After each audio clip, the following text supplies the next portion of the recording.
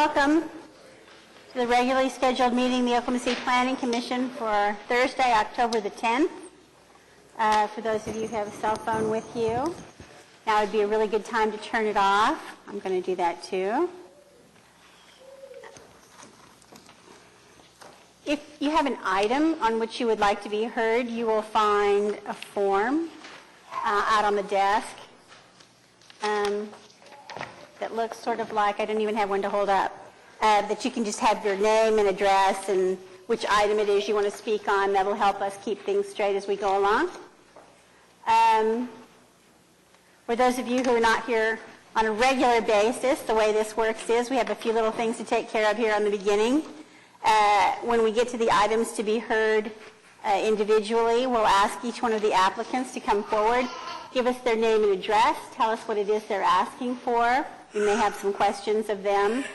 If there's anybody else here to be heard on that item, we'll ask them also to come forward and be heard.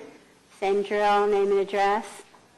And the commissioners may ask questions. We may discuss it amongst ourselves. At some point, we'll call each item for a vote and vote on them separately and in turn. First item of business is the receipt of the minutes. Move approval. Second. I have a motion and a second to receive the minutes of the September 26th meeting of the Planning Commission. Cast your votes, please. They are received. Next item of business is continuance requests.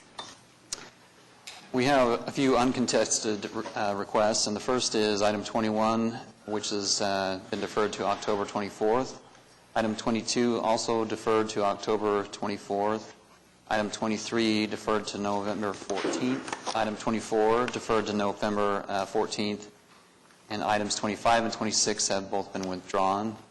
And there are two new requests for continuances. Item 16, which has been requested to defer until November 14th, as has item 18. Is there anybody who thought they were going to be heard on any of those items today? If not, I'll take a motion. Make a motion to approve the continuances as read. Second.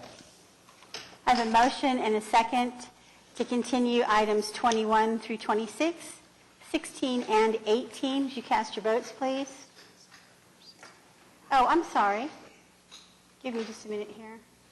I do have someone signed up to speak on item number 16.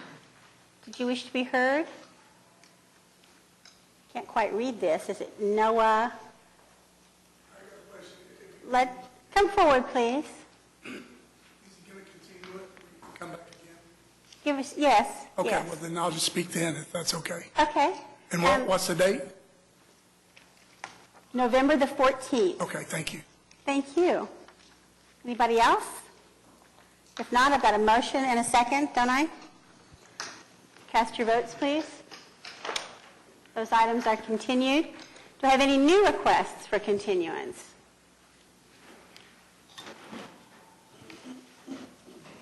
Madam Chairman, members of Commissioner Brian Kuhn with Hewitt-Zollers. On item number 19, staff requested a continuance to November 14, and we are in agreement with that. I thought that my assistant sent in an email on Monday, but maybe that didn't happen. But I'd already told the chairperson that we will continue the 14th.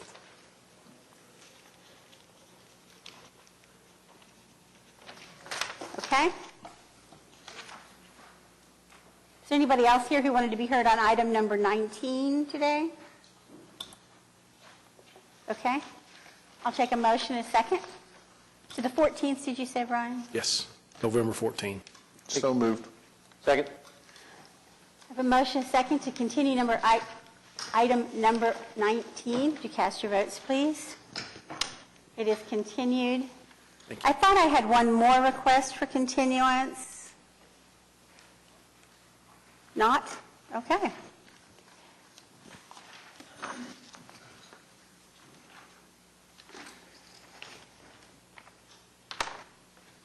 Our consent docket. We have a few items that are considered routine enough that we can vote on them in a block. There are no protests that I'm aware of on any of these items, items 1 through 3.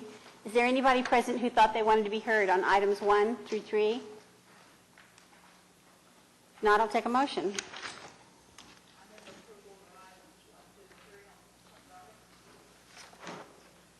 Second. I have a motion and a second to approve items 1, 2, and 3. Would you cast your votes, please? Those items are approved. Items to be heard separately. First item is an application for a specific plan for PUD 1511, located at 13921 Southwestern Avenue. Good afternoon. David Box, 522 Colcord Drive. On behalf of the applicant, also with me is Chris Anderson. This is a specific plan on a project that perhaps Janice is the only one that will remember the lengthy discussions we had for quite some time back at the zoning phase of this. We ended up splitting it into at least 2 separate zoning PUDs to get this thing finally done. At the time, back in 2012, 2013, the city did not have an impact fee ordinance, and developers at the time were required to perform traffic studies, and sometimes were required to commit to certain things found in the traffic study. This is a PUD that is along the frontage of Western that was specifically done separate and aside from PUD 1480 to serve as the commercial piece of this stretch along Western. At the time that the traffic study was done, it anticipated full build-out of this as commercial, as well as all the single-family you see, including a fairly dense single-family here.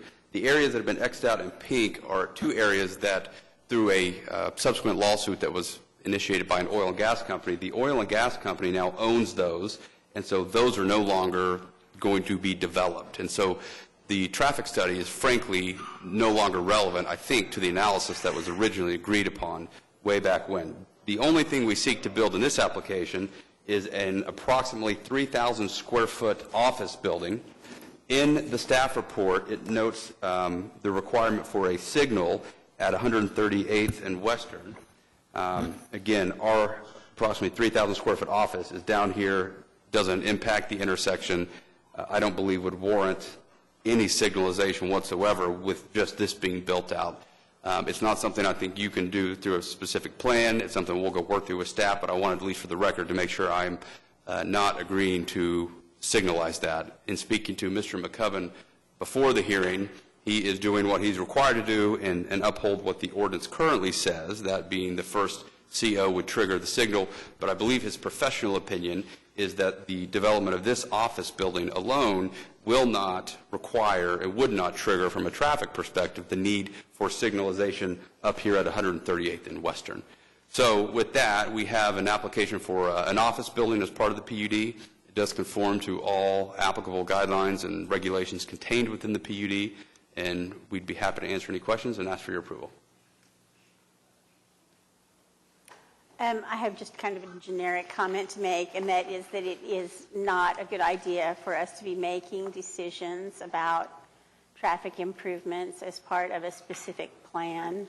So where they exist, I'm speaking to staff, where those, requirements exist, I think we need to have them brought to our attention at some phase a little earlier than this. I guess it was agreed to as part of the zoning, though, wasn't it? Yeah, and that's the problem.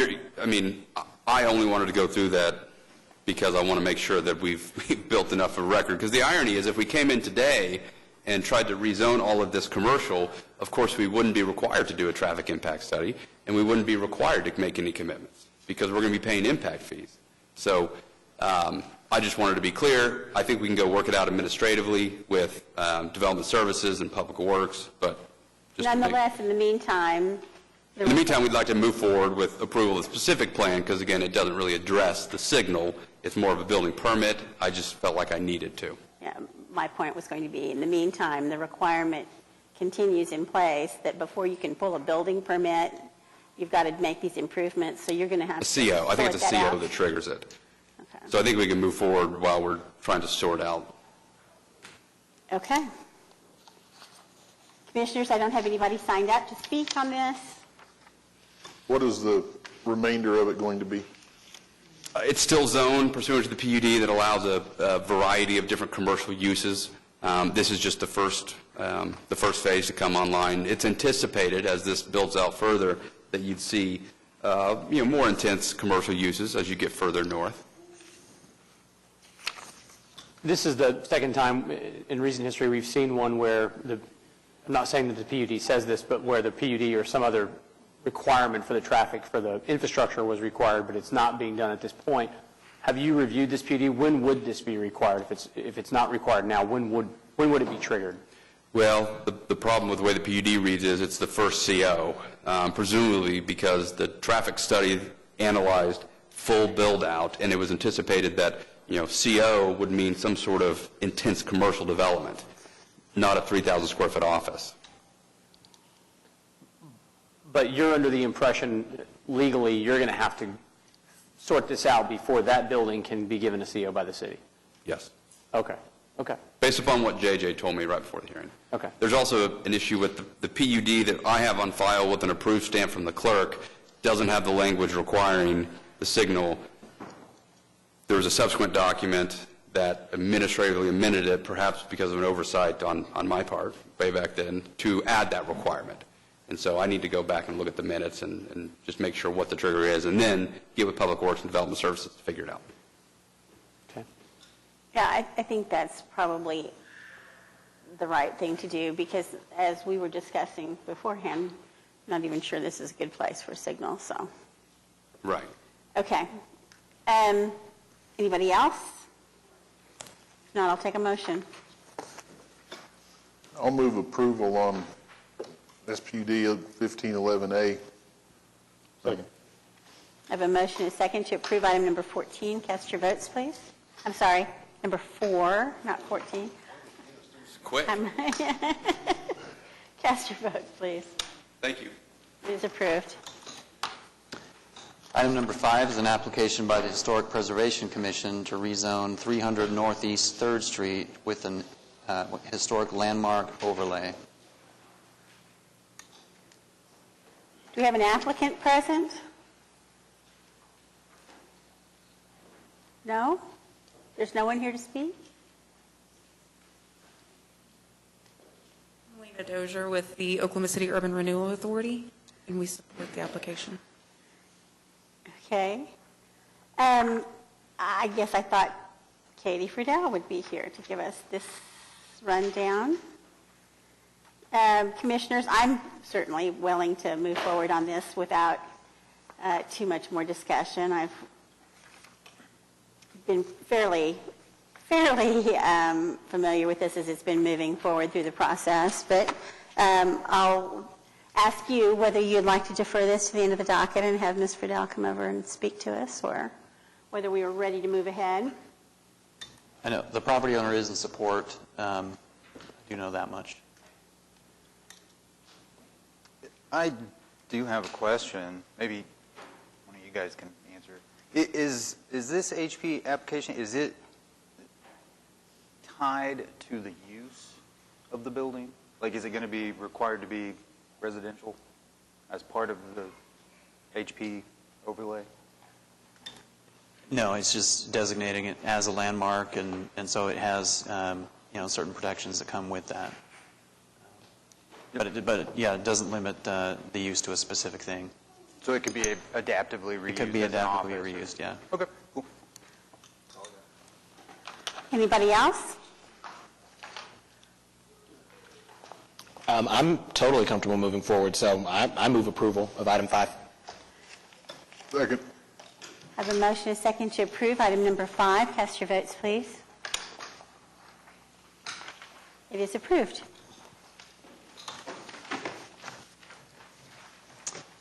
Item number 6 is an application by Commonwealth Development to rezone 1007 to 1017 Northwest 10th Street and 1010 to 1020 West Park Place from R4 and C4 to downtown to DTD1. Mr. Johnson?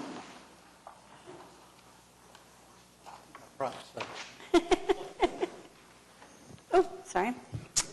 Good afternoon. Tim Johnson with Johnson Associates here on behalf of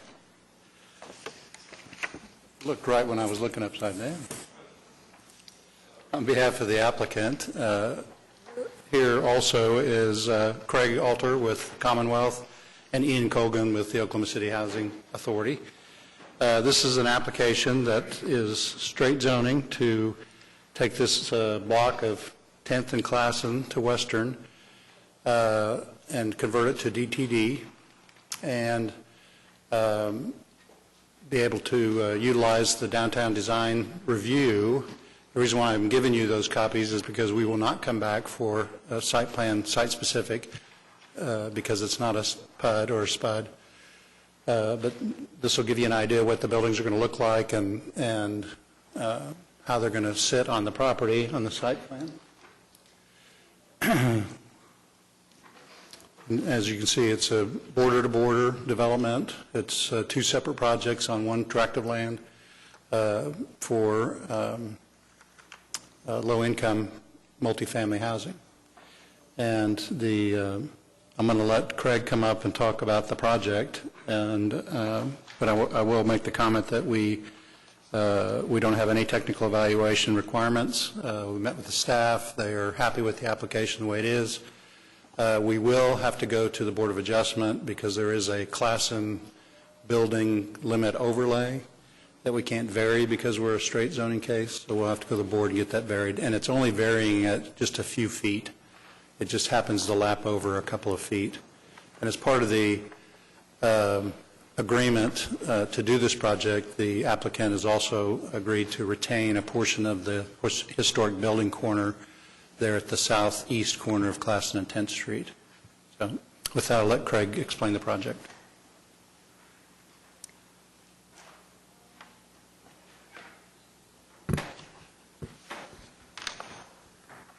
Hello, Commissioners. I'm Craig Alter, Vice President, Commonwealth Development Company.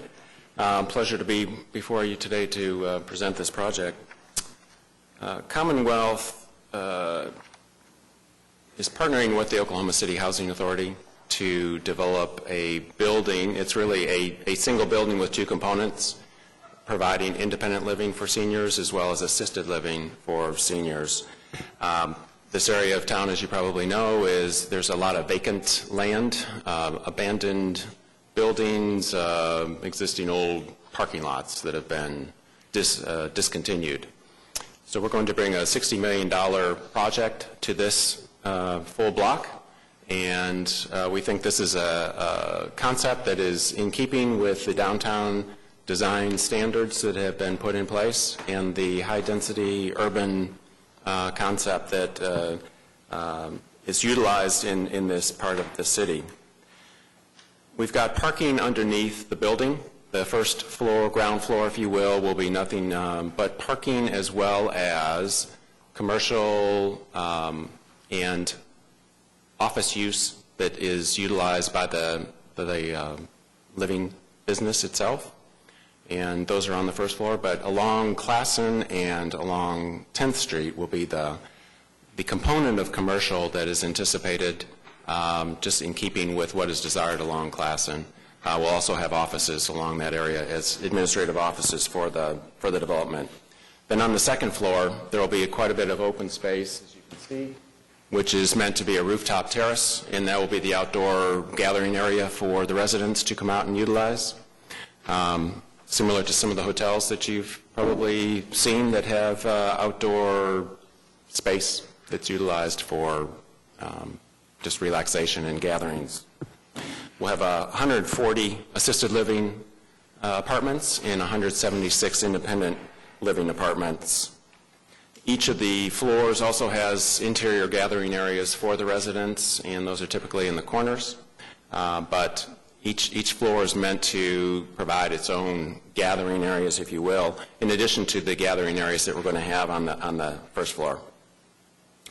As Tim mentioned, we want to try to preserve the facade of the existing building at the corner of 10th and Classen and incorporate that into the building, the new building design as much as possible. So far our initial concepts that we're trying to pick up are the tile roof section and complement that with with distributing that along the first floor, trying to represent and replicate the window pattern that you see in the existing building across these windows. The awning that's there, continue the awning look not only on the first floor but on the upper floors, and then continue with the same color brick so that we at least have a consistency along that first floor. And then after that, go ahead and get into a more urban style building. We're trying to maintain the minimum setback, which is 10 feet, and we've got this conflict between bringing the building right up to the 10-foot setback line and the Classen setback, so we'll take care of that through the Board of Adjustment. We believe that this is responsive to the downtown development framework, given that it is urban in concept. It's meeting the minimum 3-story in height. We're providing a higher density, and the density is less, of course, than what you see down in the CBD. But we feel that this is an excellent transition from the western neighborhood into the DTD and the CBD areas to the east, pardon me. As far as the density, we like to look at what the equivalent density is, although there are 140 assisted living units. If we look at it on a parking basis, it's really equivalent to about 47 apartments, because if you were going to park it per a parking standard, it'd be 1 parking space per 3 apartment units. And for the independent living component, we would park that at 1/2 a parking space per living unit. And when you do that math, we come out to a total of about 135 units equivalents, or about 68 units to the acre.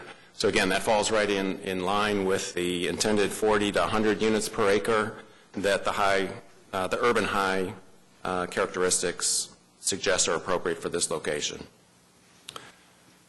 Finally, as far as access to the site,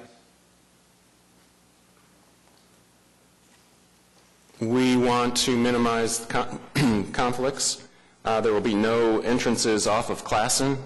The entrances will be off of 10th Street and Park Place. So there'll be one way in, probably one way in, one way out, but at least there'll be one entrance on 10th and one entrance on Park Place. And you'll circulate through the garage and then come back or go out the other side. With that, I'll let Ian talk about the project program itself.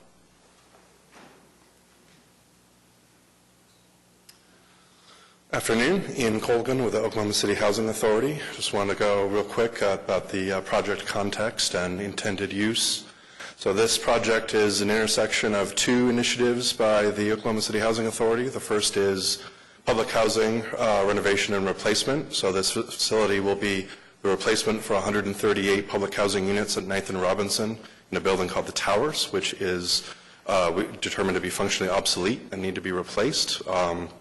We wanted to find another site in the downtown area so that the same residents could enjoy the same access to transit and amenities that they currently enjoy at 9th and Robinson. And it's also a cross between our initiatives for continuum of care, senior housing and healthcare facilities. That's where the combination of the assisted living comes in. We're building a series of senior healthcare campuses similar to what you'd find in Epworth Villa or Fountains at Canterbury, where you can have access to housing but also medical services all the way through the rest of your life. We're building such a facility up on the north side, have a planned facility on the east side, and this is our downtown equivalent. So we achieve both initiatives in the same project. We really wanted to find a downtown site where we could place the public housing rather than put it all the way out on the periphery because of the amenities that are downtown. We think this area has excellent proximity to transit and future transit plans and is designed really as a Class A integrated senior housing and healthcare facility that we think will be kind of a jewel of not only our portfolio, but downtown. So with that, I hope to answer any questions you have between the 3 of us. Commissioners, do we have any questions? I just have one question about what's the rationale behind zoning it into the DTD1? I just want to understand that because I've not seen anybody do that before. Well, it was suggested by the staff that we do it this way because it's, number one, it's the peripheral.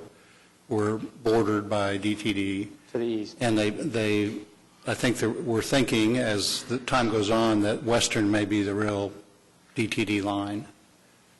As we see development going down Classen, that narrow block really could have been included in DTD. And so this was a good fit, and that's what their recommendation was. Got it. Okay. I think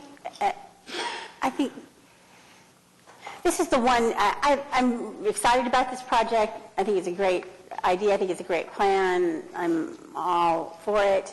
The issue of zoning it into DTD is a little bit unusual, and it's the only piece of this package that gives me a little bit of pause. And I think in this case, it was just decided that those guidelines worked well for this project. I have some real reservations about the idea of deciding that the DTD should move all the way over to Western, especially north of here. South of here, I mean, I guess time will tell. But north of here, I am, not prepared to throw down the hammer on the idea that everything ought to be, 5 or 6 stories tall, et cetera, et cetera. So I like it for this project. I think those controls are appropriate. I like the fact that it will bring it into the design review district for those benefits. But I have that one caveat with respect to it as a precedent, especially north of here. I'll get your opinion on that later. I want to understand more about your reservation there. We don't have to talk about it now, but I just was curious what the rationale was. That's helpful. What Tim was saying is, and I'm not sure if he mentioned it, but the downtown development framework does go over to Western, and so that kind of is, if we're talking about what zoning should reflect the plans that we have, Western seems to be that dividing line. I would also add that the comprehensive plan identifies this strip between Classen and Western as not CBD but high intensity, and that's one of the reasons we thought it'd be more appropriate, on top of everything, why it's kind of a more downtown design review, because not only does it kind of reflect the downtown development framework, but also the comprehensive plan for the whole city. And Greg mentioned some of the, density and design concepts that, we felt meet both the DDF and the land use designation in the comp plan. Anybody else? I don't have anybody signed up to speak on this item. Well, in that case, I will say that I'll echo some of the other comments. I think it's a great project. Super excited about it. To me, I have no reservations about anything. I think it's a great use. I even like the way that you guys are handling preservation on this project. I think it's the right way to do that in an adaptive reuse. So I'm all for it. I couldn't more strongly recommend this for approval. Second, great use for a blighted area. Great use. I have a motion and a second to approve item number 6. Cast your votes, please. Thank you. It is approved. Item 7 is an application to rezone 6,000 Northwest 23rd Street from C3 to I1.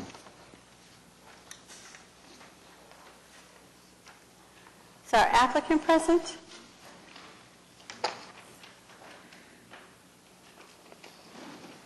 name is Sarah Russell, and I live in Edmond, Oklahoma, and I'm representing Little Wasted doing business as Bakery Bling. So this is on the side of an old grocery store. Old Walmart market,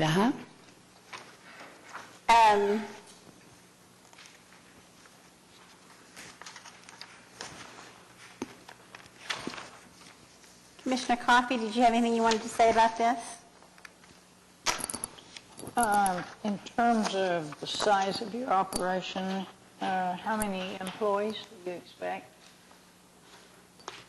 To be specific, I don't know that exact number, but currently I would say they're in California, located in California, and out there I think they have somewhere near 50. I can get you an exact number if you'd like. In terms of the clients that you serve, will that mostly be? It's wholesale. Hotel? It's wholesale.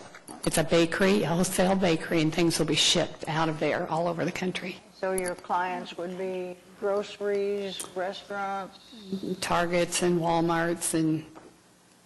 Okay, thank you. I don't have anyone signed up to speak on this item. I just have a question for staff on this, just to help me think through. So, to me, what's going to be going on here is not a lot different than when it was a Walmart. You're going to have semi-trucks coming and going, taking shipments. It's all indoors, so we're not changing anything. If this operation were to cease, what other types of I-1 uses could go in here that might be something that would change our view of mitigation steps for the surrounding properties? Because I don't see that the bakery makes much difference, but I didn't really have time to think through what I-1 uses might be. Can you think of any, JJ? I think...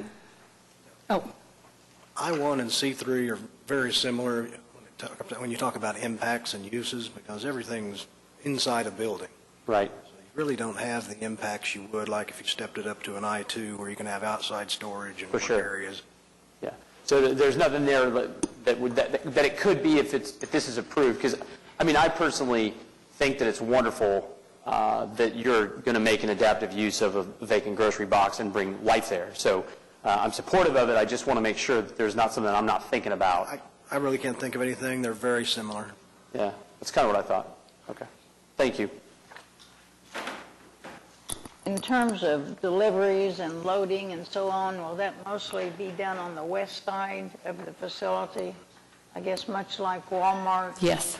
Okay, thank you.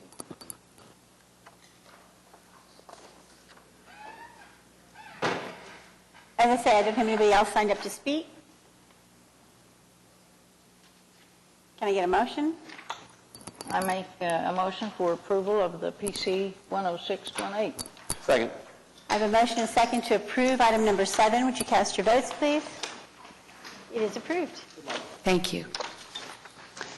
Item 8 is an application to rezone 923 West Britton Road from C4 General Commercial to SPUD 1155. Good afternoon, David Box, once again, 522 Colcord Drive, here on behalf of the applicant, Mr. Steve Getzinger, who's also here with me. I do want to note, just for the record, it says Ward 3, it's actually Ward 7. Where we're located here is Old Town Britton. This is an exciting project, and hopefully the first of many to come, where the old main street of the town of Britton will be revitalized and put to better purpose.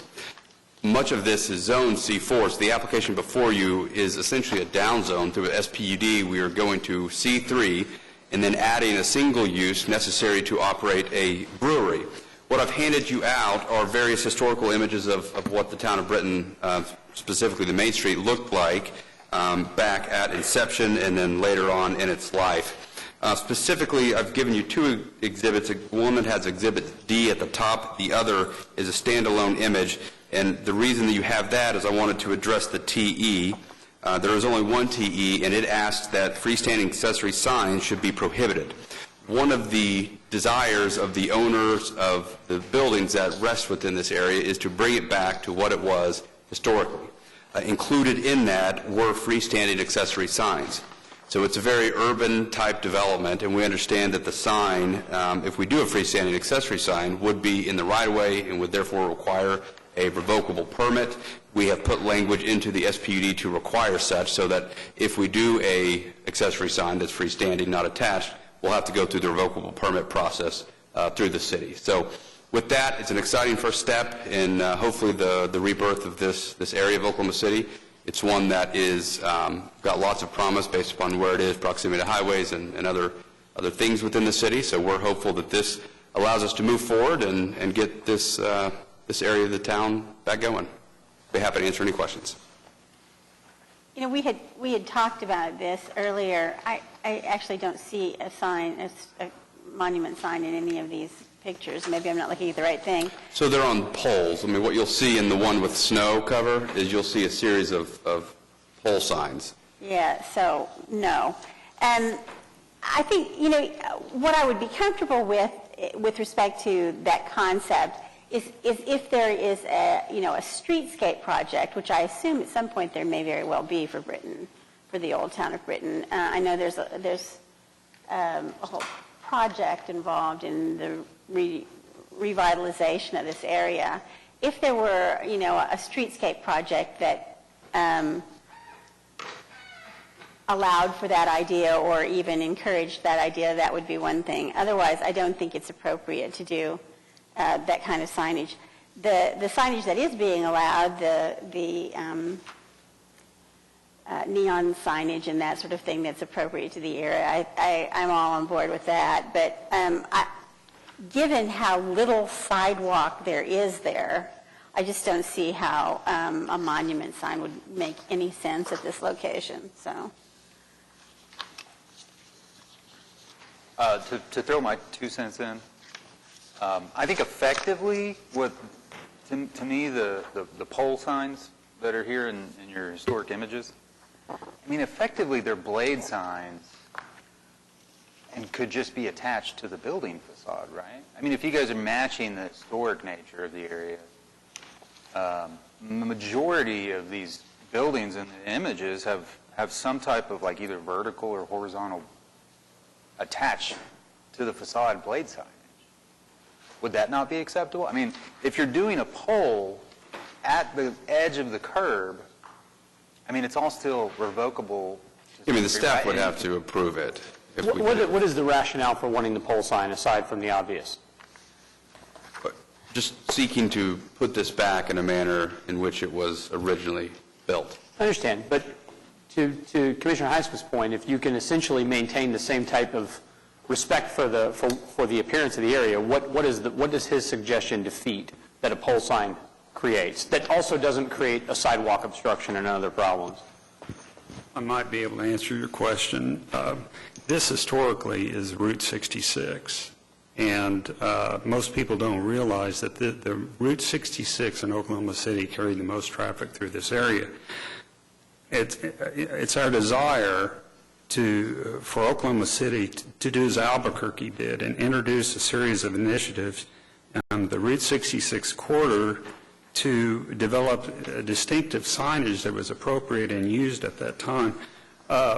You know, I have another picture. Trying to find old pictures of Britain it's been very difficult, and I've spent a lot of time out at the Historical Society trying to find these. There is one other picture that I found. You know, a lot of the separate pole signage signs were for gasoline stations that were along there. But that's what we're trying to do. We're just trying to resurrect and bring back a historical area, and it's just an important component of this Route 66 feel that we want. But I'll leave it up to you all. If you don't think it's appropriate, we'll abide by your decision, obviously, but we would submit that if we can go back to the way it looked a long time ago, that's what we're after. So.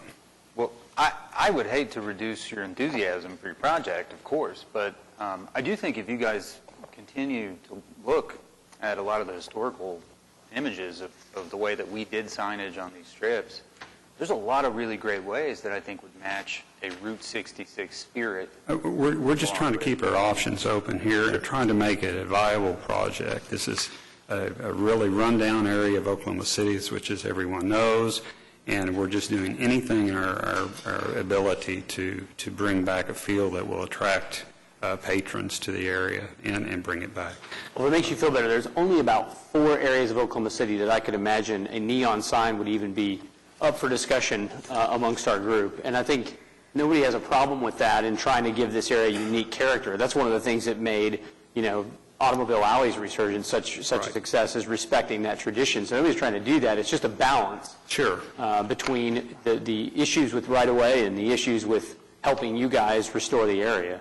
So, and again, if it were something that, you know, as part of a streetscape project was deemed to be appropriate, you know, throughout up and down, that'd be one thing.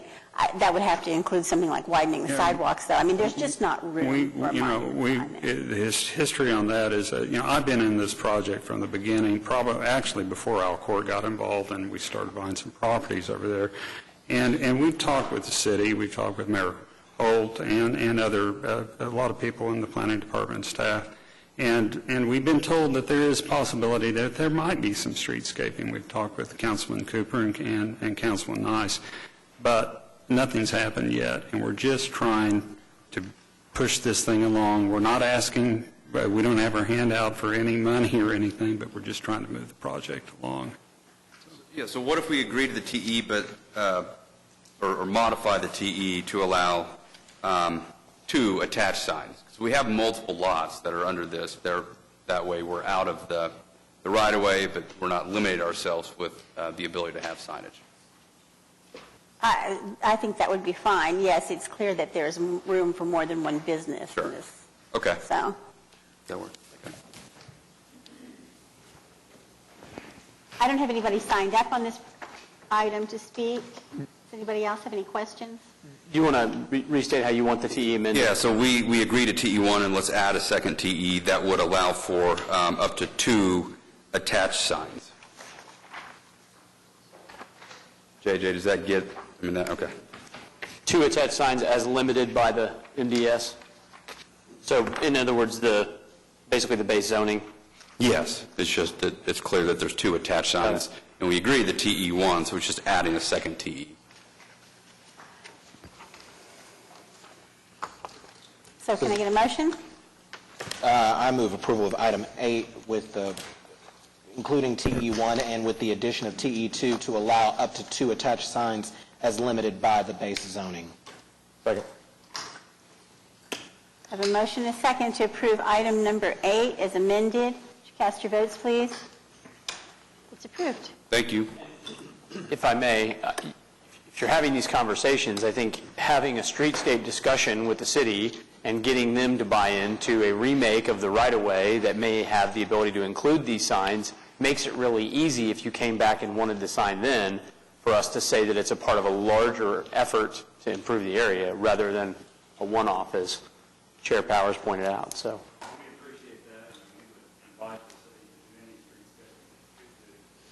That's above our pay grade, but.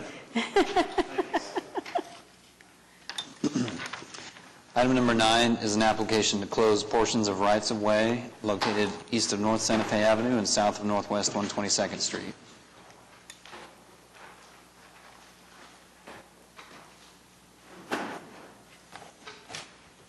Andrea McAllister and Andrew Henry at Crone Dunleavy. Will you pull that down just a little bit so we can hear you a little better? Thank you. Andrea McAllister and Andrew Henry from Crone Dunleavy.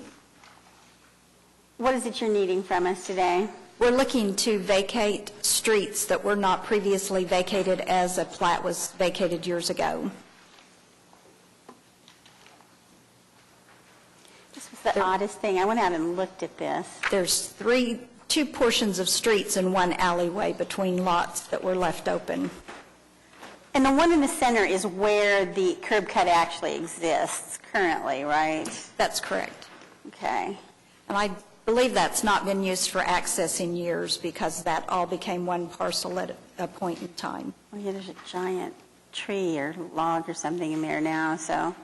I was a little thrown off by this just because of the reference to the tracts, but this is all right-of-way that's just being closed. This is not the one that was closed previously. There's nothing out there. That's correct. It's vacant land, so. And it's just this odd little triangle down to the intersection of Santa Fe and Broadway Extension, so. Do we have any questions for our applicant? Yes, did you see the comments about eliminating Tract A and amending Tracts B and C to maintain the 50-foot of right-of-way? Are you okay with that change? Yes. I don't have anyone signed up to speak on this item. I move approval of item 9 then, if there's no further comment. As amended. Excuse me, as amended. I have a motion and a second to approve item number 9 as amended. Cast your votes, please. It's approved. Item 10 is an application for a special permit for a high-impact institutional use a rehabilitation hospital in the O2 General Office District, and the location is 10240 Broadway Extension. Good afternoon. Tim Johnson with Johnson Associates here on behalf of the applicant. As many of you know, the area along the east side of Broadway Extension continues to grow in the medical industry. So this is another addition to that. It's a specialty hospital that's on land that's been previously zoned. Really, the only thing special about this is the TE, which is a little unusual that we're being requested to improve public roads. However, our client has agreed that they'd make the improvement, bring it up to city standards to our second driveway to the east in lieu of our whole property distance. That road goes nowhere, so it really doesn't behoove anybody who's coming to see any patients here that they would exit that way. So I our actually think request that's a that pretty we good way to signal that to people. If it were improved any further to the east, I'm afraid it would encourage traffic to turn that way. So we would make a request that TE number 1 be just modified to bring the street to Oklahoma City street standards to the east side of our east driveway, as shown on the plan. Well, Mr. Johnson, I've often wondered whether these hospitals were going to make it all the way up to Hefner. Yeah. I guess I know. I don't have anyone signed up to speak on this item. Do we have any questions of our applicants? Yeah, just the language you just said. Improvements, change TE1 to read that Northwest 122nd must be improved east of the eastern driveway. From the Broadway frontage road to the east side of our east driveway.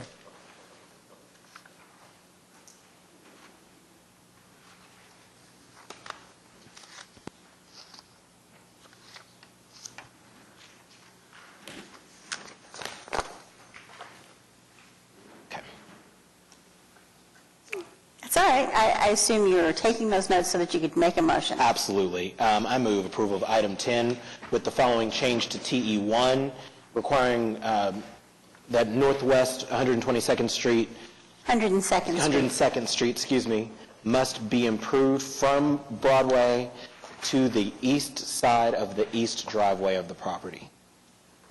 We agree with that. Second. I have a motion and a second to approve item number 10 as amended. Would you cast your votes, please? Thank you. It's approved. Item 11 is an application to rezone 11438 Southwest 11th Street from R3 medium density to SPUD 1158.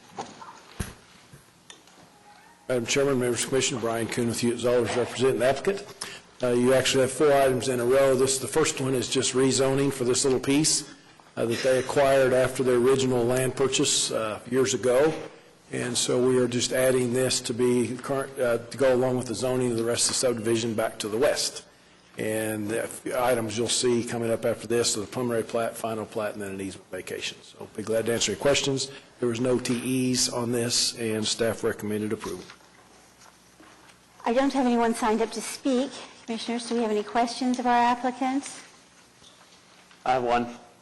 On the signage, you're integrating essentially what was left over, what was contemplated to be a different type of residential housing there. You're just integrated into what exists. Yes. But it's a new SPUD or PUD. So why the need for additional signage beyond what's there? Or am I just reading that wrong? We don't need any additional signage, so. Because that's what I didn't understand, because it says a maximum of 3 residential development signs shall be permitted where it should be already in place with the broader.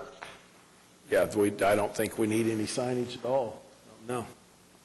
Can we take that out, or why is it in there? I just feel like we're. I think it was just carried over from the existing PUD. So you're comfortable with it being in there? Yeah, no, or you can go ahead and take it out. Yeah. Okay. So we'll just strike all the signage. That's fine. From the MDS? Yes. All right. The freestanding signage. Right.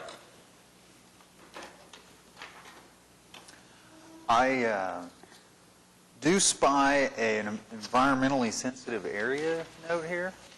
I was gonna ask if you guys had any plans to preserve any of the riparian habitat. Well, we are stopping short. As you can see, the southern third of this property is in a flood zone. We will not be doing any work down in there at all.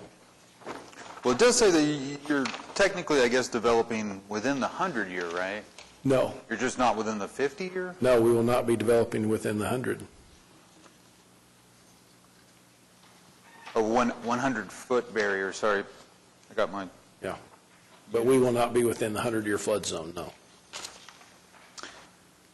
Is that, by any chance, a commitment to a certain percentage of trees?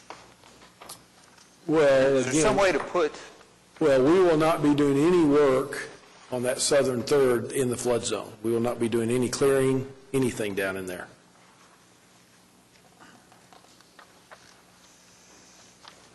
okay, all right. Generally speaking, I think you can probably count on most developers not to spend money to clear land they don't plan to develop. Right. I'm more worried about For what it's the worth. land that they are planning to develop. And it did look to me that we're overlapping portions of that. At the same time, the majority of it is on the southeast corner. So Right. I think I'm okay. And I guess now is the time to bring up the obligatory statement that we make every single time this issue comes up, which is we're ignoring the 100-foot, buffer and going with something less than, and being okay with something less than that, even though the plan says it's supposed to be 100-foot. And so I guess obligatory moment to say, I guess we should address that when we do the code I update. absolutely think we need a better way to address the preservation of trees and the preservation of the aquifer, I mean, all those things. What we have now simply does not seem to work for anyone. Well, there's no regulatory teeth, right? It's just suggestion. It's hard to get developers to do something when you suggest. It's hard to get developers to give up an additional 100 feet of their land, yes, outside of a, Well, yes. it's on the 100 foot from the center line of the creek or waterway, whatever, there are technical reasons why that's just not a very workable way to try to solve that problem. Waterways tend to move 100 feet and how you measure it and in which direction and all that kind of stuff. It's just not very workable. So as much as I am in favor of us finding a more effective and enforceable way to solve that problem, I just don't think we're there yet. Did you have anything you wanted to say about that? Okay. So, I don't have anybody signed up to speak on this item.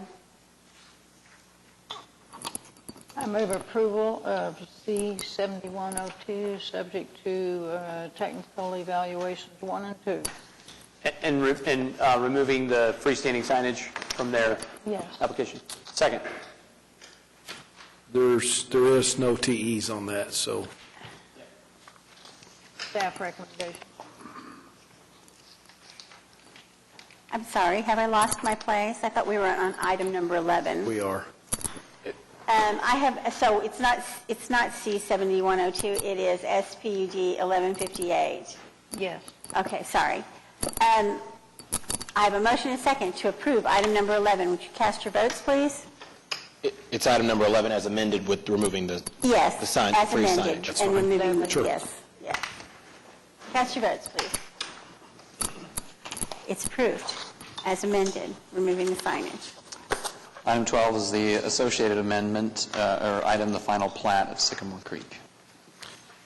The 7097? It's the preliminary plat? It's all right. No, we're on item number 12, so the final plat of Sycamore. I know, but the preliminary plat is the next item. I noticed that in the packet. Oh, I know, that is odd. Yeah. So we need to go front to to back. item Oh, you're 13 right. and come back to Absolutely. 12. Okay, let's do that. Let's go to item Okay. number 13. I can do that. 7097, did you read that for us already? No, I'll go. So item 13, the preliminary plat, is next, and we'll go to 12. Okay. Again, for the record, Brian Kuhn with Hewitt Zollers, represent the applicant. We agree with the 3 TEs and ask for your approval.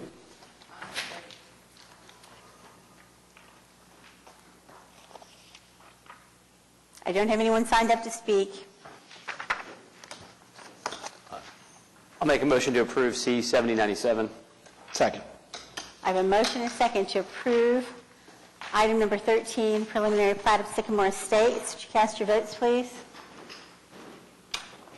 It is approved. Now, item 12 is the final plat, which covers the entire area.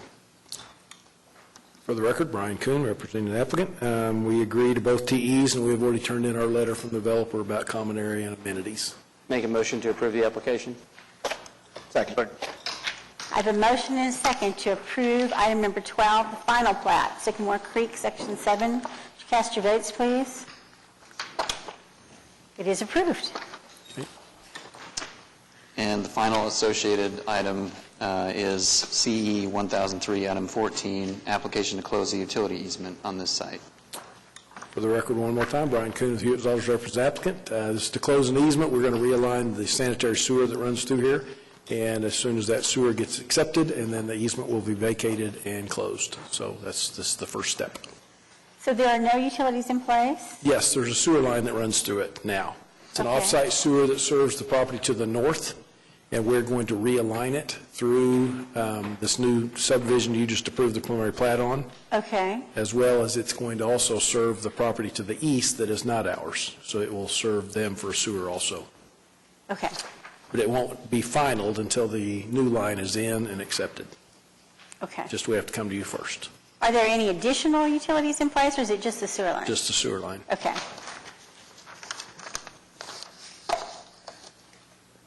You get extra credit for the efficiency of this package deal today. Try. Thank you. I don't have anyone signed up to speak. Commissioners? Make a motion to recommend approval of City Council on CE 1003, item number 14. Second.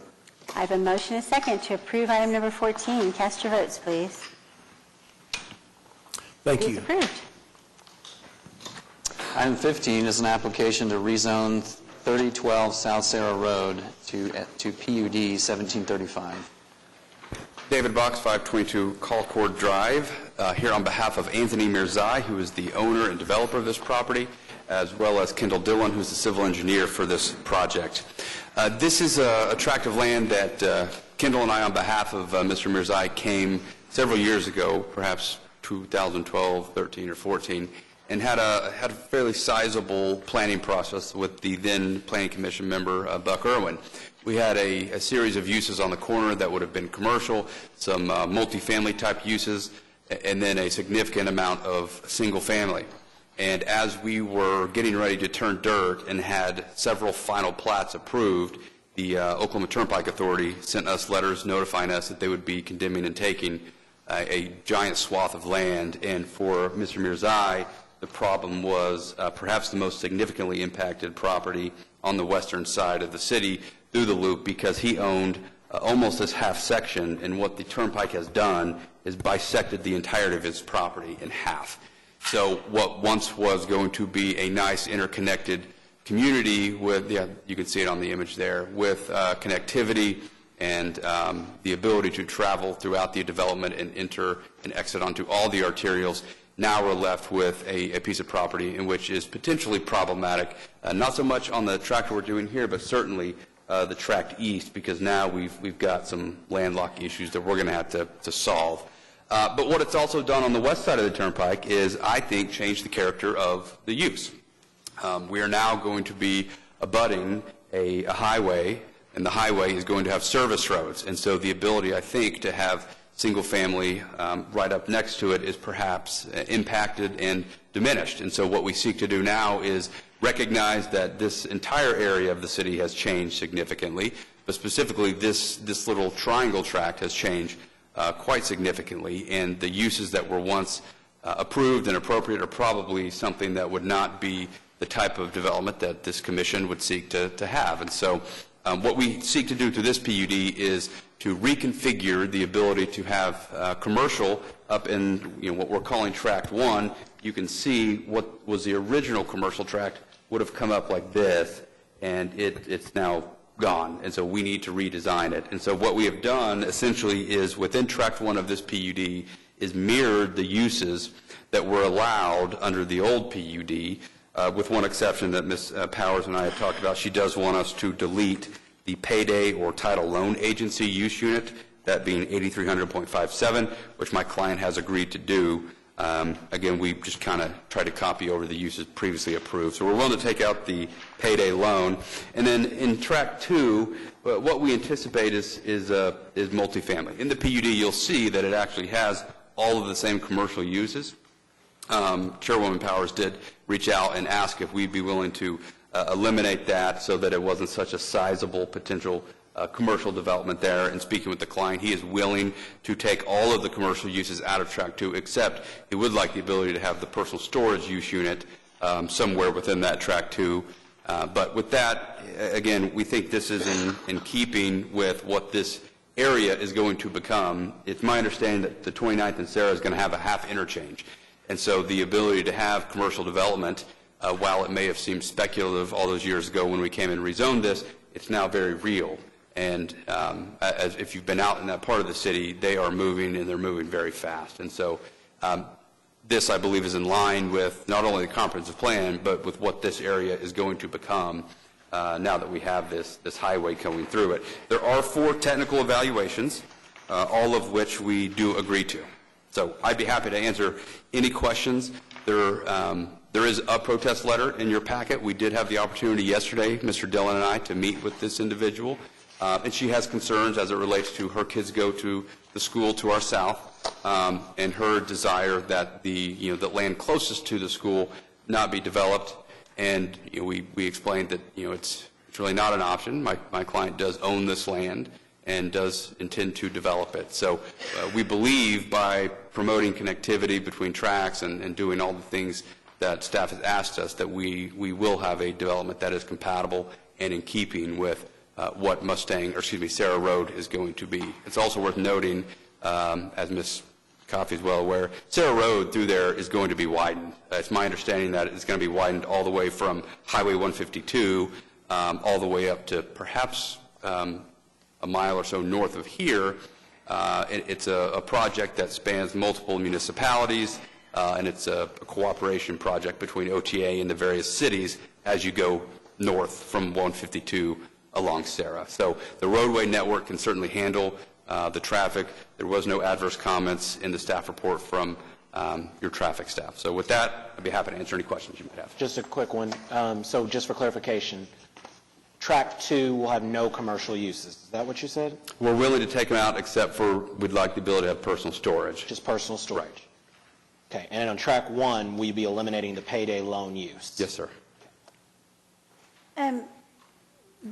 The reference to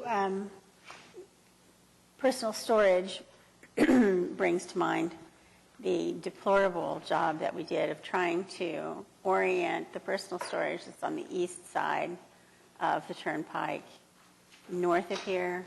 Oh, uh-huh. We went through this whole thing about there not being any metal building part of it showing to the highway, but of course the highway curves around it. And so, but no, maybe as a way of limiting the concerns of our protestants, which we'll hear from in a minute, maybe that would be the good place for the storage, be along the southern border, if you're going to build some.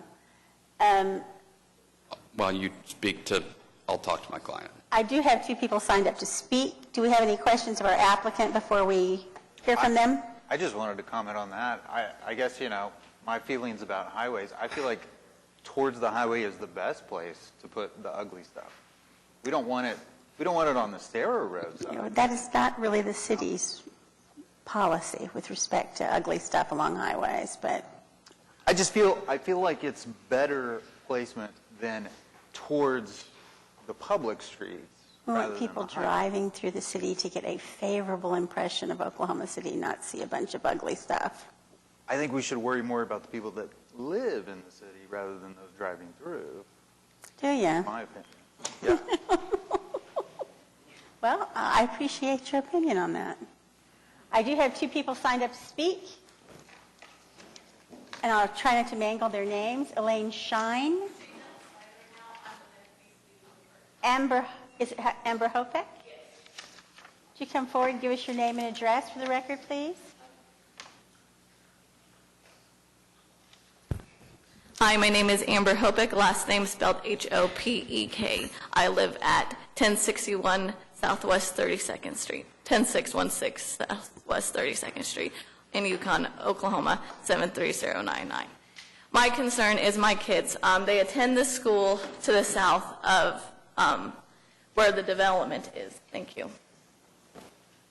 There is a park in view of where the apartments will be, here, and here, right there next to it. My concern is sex trafficking, sex offenders, potential school shootings, and among those things, CO2 emissions and the environmental impact of having all that there.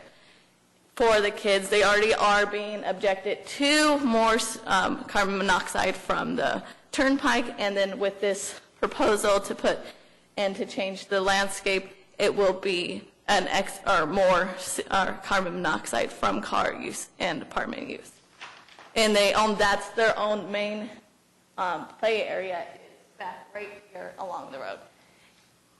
So that's my objections to this, is my kids' safety walking across the street, adding 200 plus cars to the area, adding drunk drivers to the area, for potentially adding restaurants and numerous other things. Those are my concerns. So you're clear that we're going to eliminate the commercial uses? I want that. I don't mind it so much up here as right here, because kids walk to and from school. Then and the expansion of Sarah Road is going to impact that greatly, but also there's no way to get across it safely at this point from the school to it. My son walks from school to school and back, and so when he goes, they have a crossing guard at only certain times of the day. If you cross that any other time, say you want to go walk around the school to get some exercise, there's no one there. You have a potential to getting hit, even if they have after-school programs, or like when my son had to meet the teachers, the open house. There was no one walking or watching the roads. My mom actually saw us cross, and my second youngest almost got hit by a car as we were crossing the road, because there's so much traffic in and out of that area. And with this new development, there will be more traffic, no way to stop it. I think, to be fair, there's going to be more traffic on Sarah Road. Oh, there will be, but no matter this what. is going to increase it even more, adding 200 houses plus,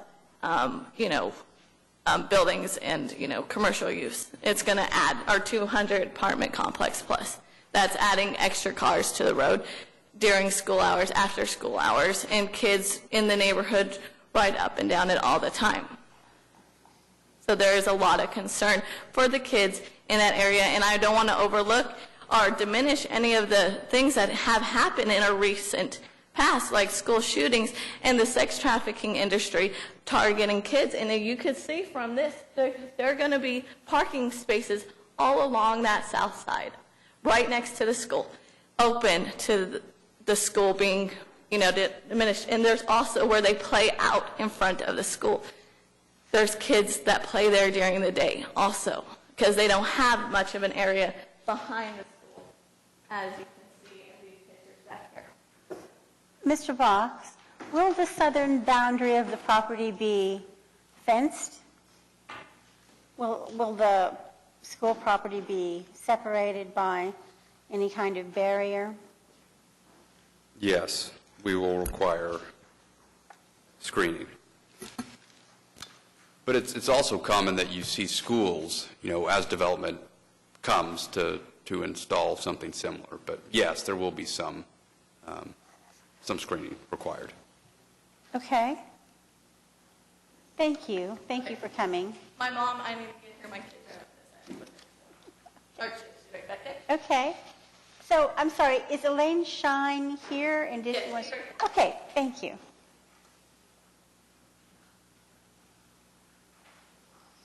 My name is Elaine Shine. I live at 10900 Southwest 35th Terrace. And my concern is also the traffic issues that are going up in that area. My husband and I own 3 properties in that area, and we've seen a load of enormous traffic. As she was saying, I saw my grandson almost be hit by a car because they don't have good crosswalks there. They don't have any traffic lights. It's really a mess. And to be honest with you, I work for the state of Oklahoma, and I really would appreciate if you guys would, at least, I don't mind it if it's a single family dwellings, but I do mind multiple dwellings, because that will increase so much concern for those kids and for the teachers and for parents. And I witness boys riding their bikes along that road, and nobody cares to stop. Nobody cares to slow down. It's really a hazard. And I believe that the rezoning of that area would is a bad idea altogether, because of proclamation close to that school, and there's no way, it's just too much traffic. It's a hazard.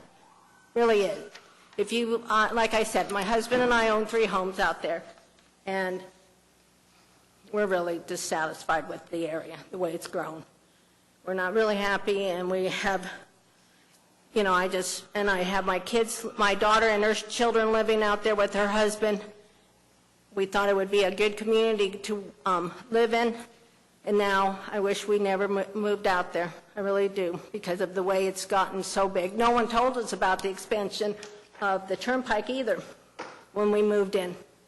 My husband bought his house in 2017, and then we bought a few more houses out there, thinking that it would be a good location, but it's turned into a mess. So that's my objection. I hope you take in consideration the school, the kids, and the people that live in that area currently. Thank you. Do you have any questions of Ms. Shine? Thank you. Thank you for coming down.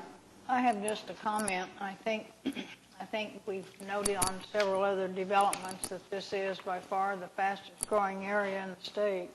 There are 17 ongoing construction projects that involve new houses within a 12 square mile radius, and it's not gone unnoticed. Our school systems out there are bulging, and as you know, that will not too far in the distant future be a 4-lane road going into Mustang, the same way with Morgan Road, and the same way with Sarah Road, and the same way with Mustang Road.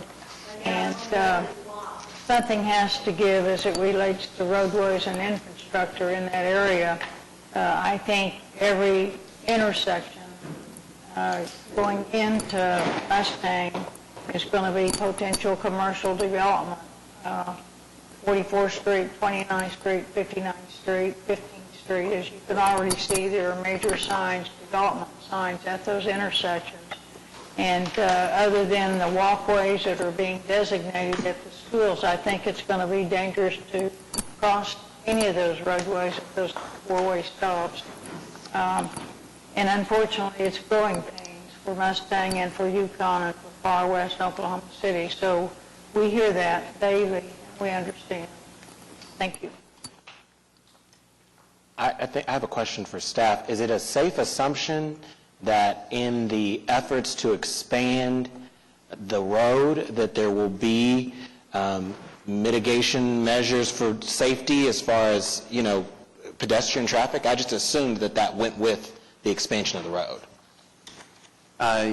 It does. They'll put in at intersections, the standard, which is the continental crosswalks and lighting and so forth. I'm not sure what the plans might say regarding other improvements, whether they would have any mid-block. It kind of depends on the amount of traffic or pedestrian activity. But yeah, the standard, and I think it goes all the way up to 15th Street. So this will be widened all 3 miles, a little bit to the north and south. And there will be sidewalks installed.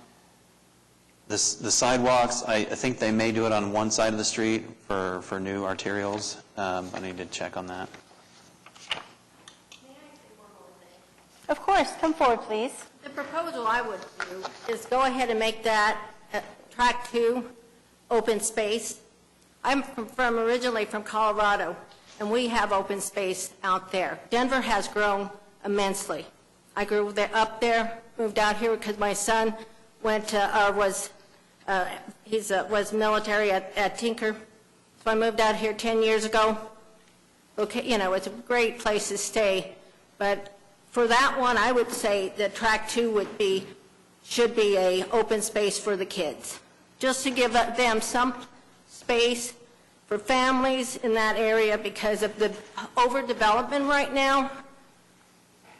I would recommend for track 2 to be a open space. One could be family or whatever they decide to do with that one, but that one next to the school, I would recommend, if you wouldn't mind, that to be open space for the kids. Thank you. Just to confirm, that's correct. So 2017 bond projects, which this is, would include sidewalk on one side of the road. That's what the funding allows. Do we have anything that controls the character of that sidewalk? I mean, is it going to be right up against the road? It's supposed to be off street. In some cases where there's insufficient right-of-way, I don't know what the right-of-way is here, but there are some cases where they do go to the curb, and in those cases, the sidewalk is supposed to be wider than the standard 5-foot, but planning, Public Works tries whenever possible to get it off the street for pedestrian safety and comfort. And just, sorry. Go ahead. I was about to change subject slightly. In the event that one of our citizens has concerns about wanting to increase protections for pedestrian traffic in front of a school, what are their options as far as what they can do, to try to address that, I guess? I just hate to see us not address that. I take seriously the thought that we do want kids to be able to safely go in and out of the school and the problem that the traffic will have. I'm in support of the fact that we should continue to develop this area further, but I just would like to for us to in some way address that issue. Yeah, good question. There's a lot of ways, and it does take some time, but there are funding sources. For example, the sales tax. We've gone through with both the sales tax and the bond and located areas where we might need a mid-block crossing where there's a lot of traffic, and sometimes it's apartments next to a commercial area where there's a lot of traffic. Sometimes it's schools. So the community could go to the Traffic Commission and request traffic calming measures and also a mid-block crossing. They can consider whether that's warranted, and it's a matter of obtaining funding. But that's something that the city is. There is some funding available, and if MAPS 4 were to pass, there would be additional funding available for things like that. And this is an issue in every elementary school at least, and probably most middle schools in Oklahoma City. Yeah. Whether they are, directly adjacent to a section line road like this one is, none of them are very far removed from one, and the kids that go there have to cross one every single school in the city.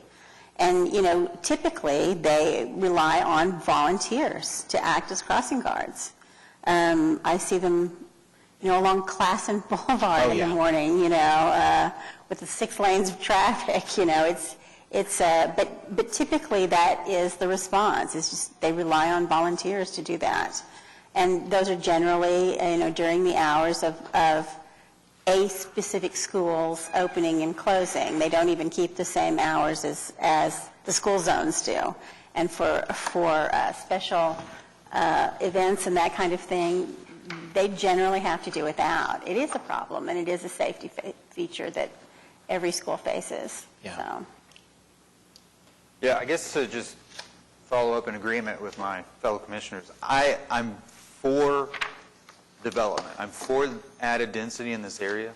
I have no problem with multifamily. I agree with the concern that safety for the children is important, and the myriad other concerns that were voiced. I just disagree on what the cause of that is. I do think and would suggest that the protesters today do pressure the city into making a better street there, a safer street. I think that is critical. But having more opportunities for housing options there, I also think goes to equitable development of that area. So there are options. And I, of course, think that's important. So, it's not my word, but I'm ready to make a motion unless other people have. I have a question for David. And I'm reading through here at PUD 1453, this could already be pretty much everything you're saying it could be now, except for the apartment complex. If you had, I mean, It was different types of multifamily. All of the uses are the same, except now we're going to remove the payday loan. okay. I agree with Asa. So I'll make a motion to approve. Second. And that's as amended. As amended, do we need to add any TE? Okay. I have a motion and a second to approve item number 15 as amended. Would you cast your votes, please? It is Thank you. approved. Item 16 has been continued. Item 17 is an application for a lot split located at 18901 Chestnut Oak Drive. Oh, and a variance to subdivision regulations for TE1. Good afternoon. Greg Massey with Red Plains Professional, representing the applicant. If you don't mind, I do have some supplemental documents I'd like to hand out for y'all's review.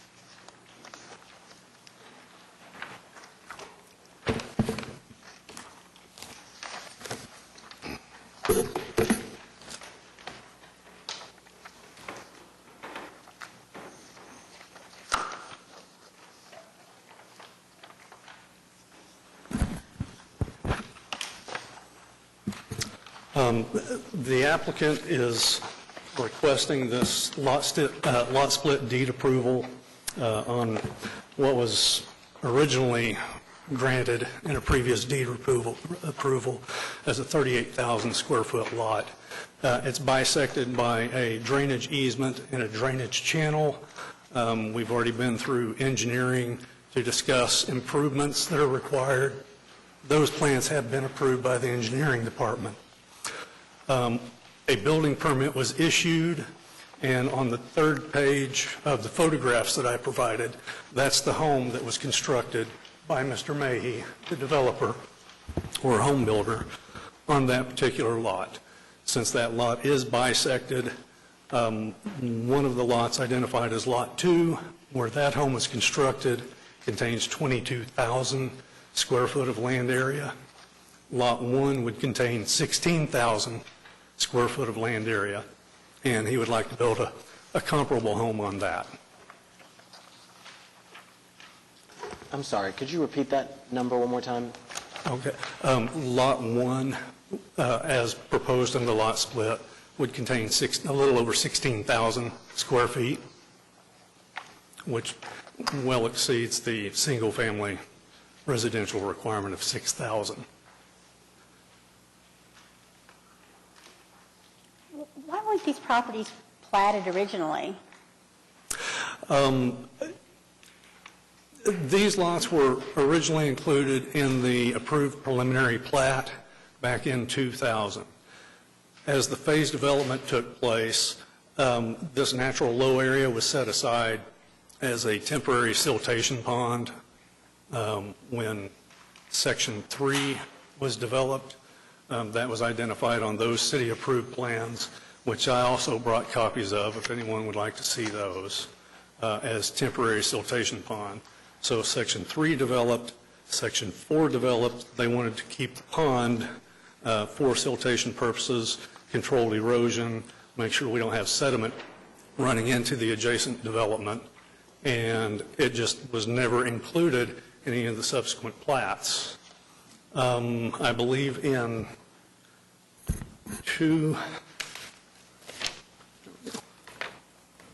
2014, there was a deed approval that created 3 lots, two of those lots containing 21,000 square foot each, and then this tract, which again was bisected by the drainage channel, which contained approximately 34,926 square feet. So we're hoping to be able to take that, create two fairly large lots, comparable to the rest of the lots in the Barrington development in order to build. This is the last undeveloped piece in that subdivision.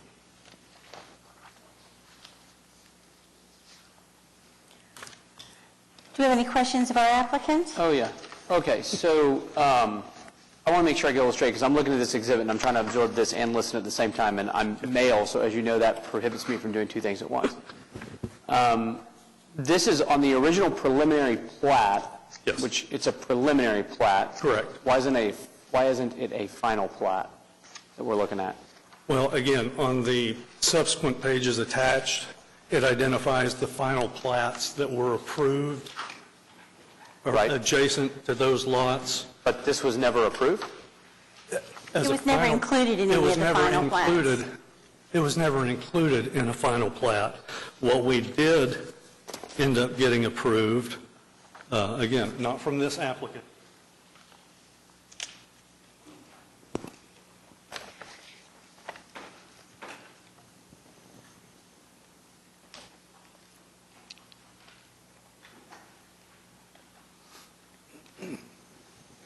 So it was in the preliminary plat, but as the final plats were phased, it just was never included in any of them. Okay, but in the preliminary plat, it was platted as lots 37 and 38. That's correct. Which- It was always intended to be single-family residential. and Right, not- understood. But you're saying then the home that you provided us the photograph of in here Yes. was built on lot 36? It would be built on, 37. 37, excuse me, Which is lot 2. 37, correct. Lot 2. Lot 2 already has this house that's in the photo. That is correct. well, wait, but 38, lot 38 on the preliminary plat, I'm just looking at your drawing on here. Yes. That would be lot 1. So are you amending what was the original 38 in any way? No, we're just trying to obtain a lot split rather than coming back with a final plat for two lots. Right. So these lots in comparison to the rest of it, you're saying, like lot 1's going to be 16,000 feet, you said. Did I catch that correctly? That is correct. It's got 100 foot of frontage. And the average lot size in and throughout Barrington is what size? It ranges from 16,000 to 20,000. So it's within the range of the lot sizes and all that? That's correct. And that was one of the reasons I included copies of Section 3 and 4. I just want to make sure I'm looking at the right thing. On this final plat that's shown Barrington, and there's an not included area. Correct. That's the area at issue, so I'm looking at this correctly. That is correct. That's actually a larger area than what we're requesting tonight. Okay. So then this question, I think, would be for staff. We had a commitment from the developer at the outset when it came through the platting phase to a certain amount of common space. This area wasn't denoted as a part of that common space. Is that correct? Or was it originally because it was supposed to be some sort of a retention pond? No, it was not common space. It was supposed to be lots, and they were included in the preliminary plat. At some point subsequent to that, they needed to establish a temporary sediment pond. And was that a requirement of the construction? That seems odd to me. Drainage would have to answer that. It's part of the best management practices. Okay. So that's not, it wasn't necessarily a Stormwater quality requires those type sediment basins. Okay. All right. Okay. Wait, as temporary or as Correct. permanent? Temporary. If it was permanent, it would have had to been set aside in a drainage. plat. And within the plat, in a drainage easement as stormwater detention or stormwater retention. That was never the intention. That was not required on this development. So did you all create the connection for the stormwater runoff from the adjacent neighborhood, that channel that you referenced, was that something that you guys constructed? Well, I mean, we personally didn't construct. No, I understand, but the developer of Barrington constructed. That's correct. Okay. And when was that constructed? Well, I mean, it hasn't been completed. Okay. So it's a partial channel. Right. Again, the discharge from the street was conveyed into an open channel, which then went through the siltation pond, and then through an earth channel into the connection with Mulholland. Got it. Okay. All right. And we're hoping to clean that up with the plans we have approved through engineering right now.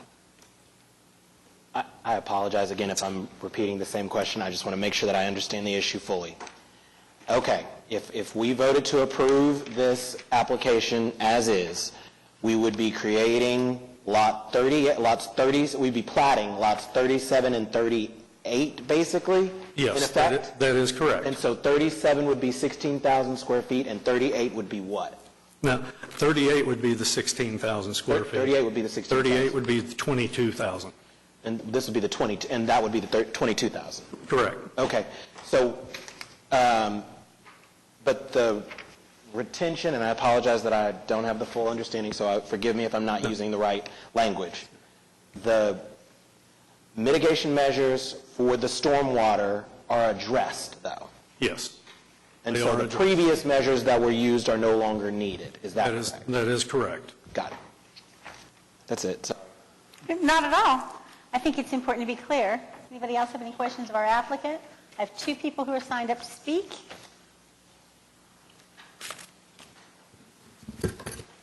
Robert Corcoran.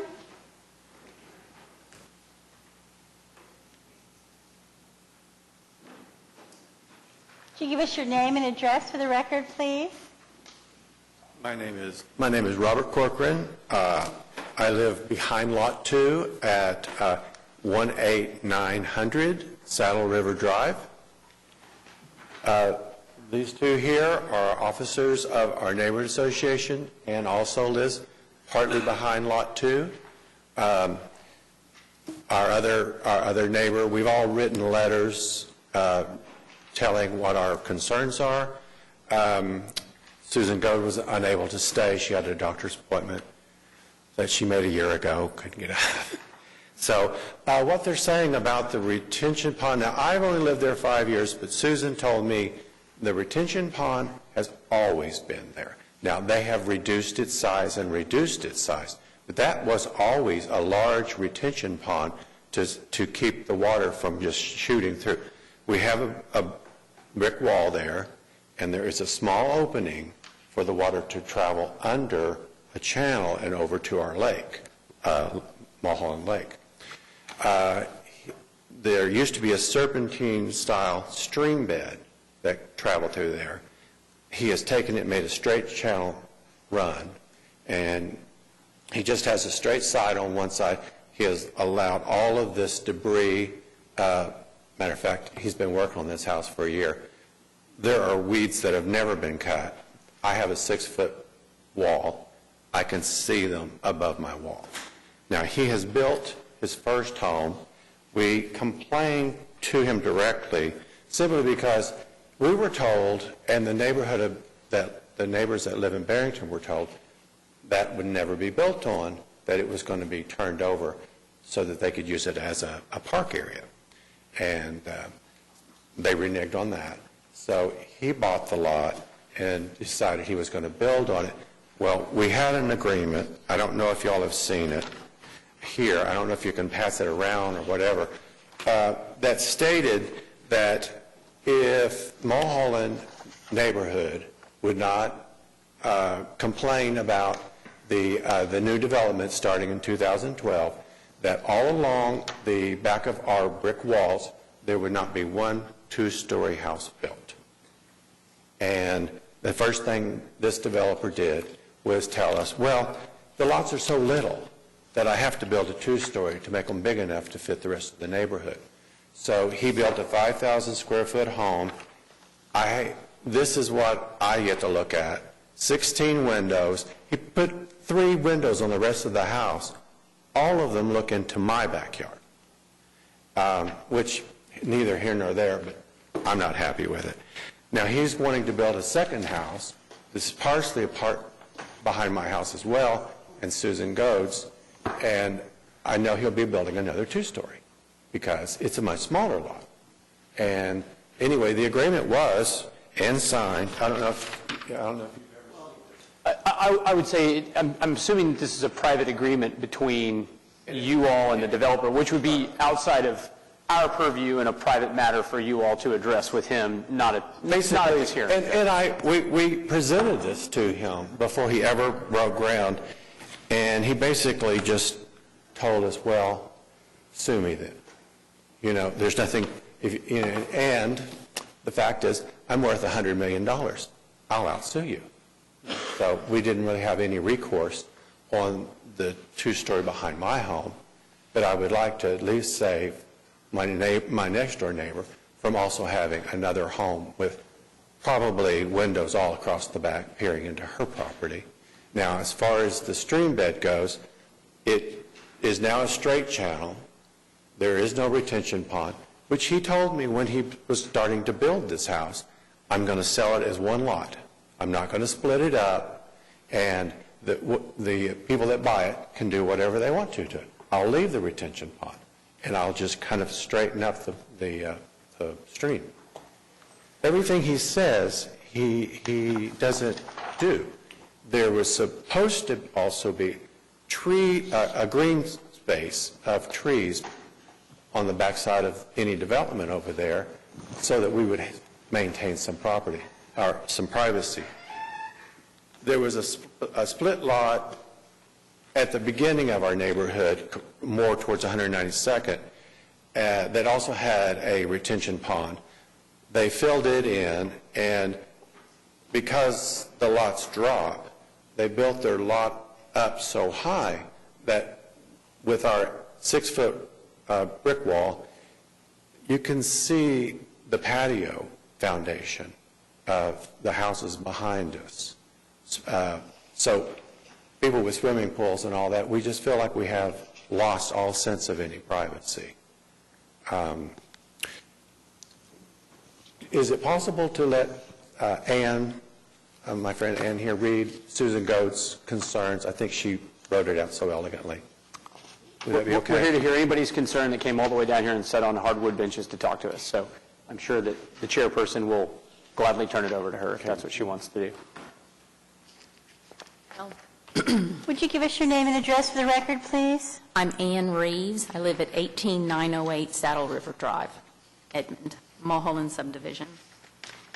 Susan handed me this letter and asked me to read it. She says, I'm writing in response to the above case number. We, the neighborhood of Mulholland, would like to make the Planning Commission aware of the problems that have arisen and will arise with the approval of this lot split. First of all, the lot that is in question is one of at least 4 lots that have been split in this neighborhood. We are understanding that there's a limited number of lot splits in neighborhoods from the original plot planning.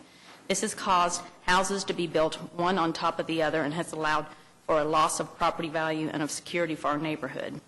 Second, the property owner has filled in a retention pond that has been in the neighborhood forever and replaced it with a stream that does not match with the natural rain runoff.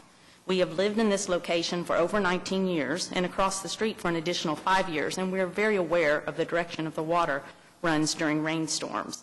We, Mulholland, have already had to replace the brick fence once because of this addition trying to change nature's runoff pattern. By filling in the retention pond, he has raised the lot behind our house an additional 4 feet. Third, we were told in the beginning of this development planning that the lots in question would never be allowed to be built on and that they would plant a park around this pond area. When the building started, the lots that surround this lot were so high that the lots have been built are many feet higher than the Mulholland lots. It allows for the new homeowners view directly into our existing homes and the loss of privacy.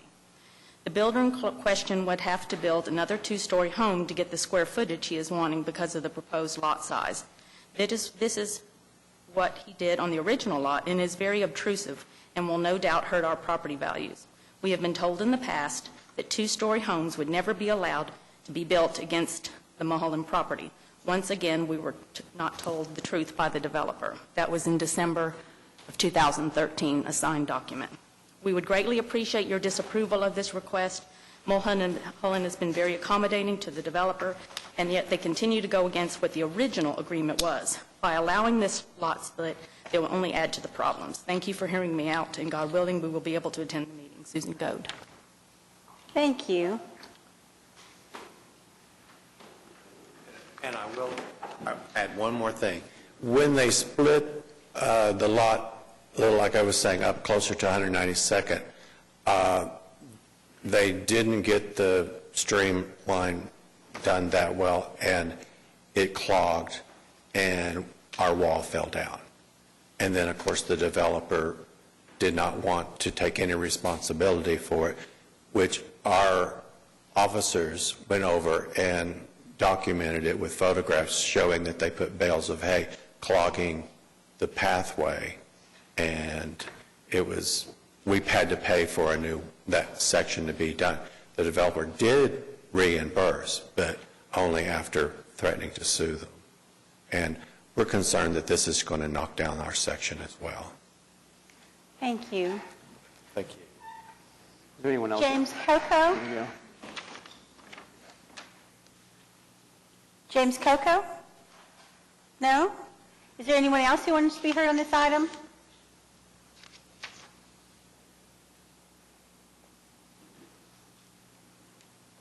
Did you have something you wanted to say, sir? I'm actually the builder that they're talking about. Just wanted to clear up a couple of points that they made. The wall that they talk about falling as a result of development, I am the builder. I have nothing to do with the development when it was built back in 2000, whenever it was built. The home that they're referencing to is 3 blocks away from where we're constructing and the lot that we're talking about. So that portion of the wall that they're talking about had fallen at some point several years ago, has nothing to do with what we're doing. All we did is, a year ago, we went and bought this lot, a very large lot, and at that time, I talked to Bob, directly behind us, and we talked about there's only a portion, about 30% of our house that is directly behind his house, that some trees could be put in order to block the view from both sides. And I had agreed at that time to put the trees in there. As we had started doing the construction, Bob came over there several times, got into an argument with my partner, and this lady, I'm sorry, I don't know her name, was also there. They were in our lot doing things without our permission. Okay. We're not going to do that. Yep. My partner was out there obviously doing his thing, measuring and so on and so forth. There was some heated argument. They called him some racial names. He's foreigner. And so that relationship, Bob and I had a pretty good relationship at the start, and I'm sure he will testify to that. But after that argument between the two of them, it seems like they looked at everything they could possibly find to keep us from. It got to the point that we had to call the police at one time and have Bob removed from our lot. The point being, and I can show you, they also said something about if you change the drainage. This is the line. Wait, I'll just pass that. Basically, it shows the drainage. this is being recorded and broadcast, so if you'll speak to the microphone, that will help. As you see, the drainage easement is a straight line. It was built back that drainage was built back around 2000 when the neighborhood was being developed. And because it wasn't taken care of by anyone, it was just 2 empty lots sitting there, water was just kind of spreading to the lot. So it was kind of weaving around. All we did is brought it back to what it was intended to be originally when it was Yeah. I mean, that's what happens with development. I understand. It was raw ground. You guys came in, started building streets and cutting channels. But they're blaming us for making it a straight line. I tried to explain to Bob, I'm doing exactly what it is supposed to be done. I'm not changing anything here. And we had also told Bob that the second home that's going to be, once we get this lot split approved, the home that's going to be on this next lot, or would be Lot 1, it would be a one-story lot, a one-story house, and it'll be exactly like all the other homes that are backed up to Mulholland. Every home, as you see on that map, that backs to Mulholland against the wall, they all have windows facing that direction. And that neighborhood sets up a little bit higher than the other neighborhood. It's almost impossible to build even a one-story house. Your windows are going to be about 2 or 3 feet.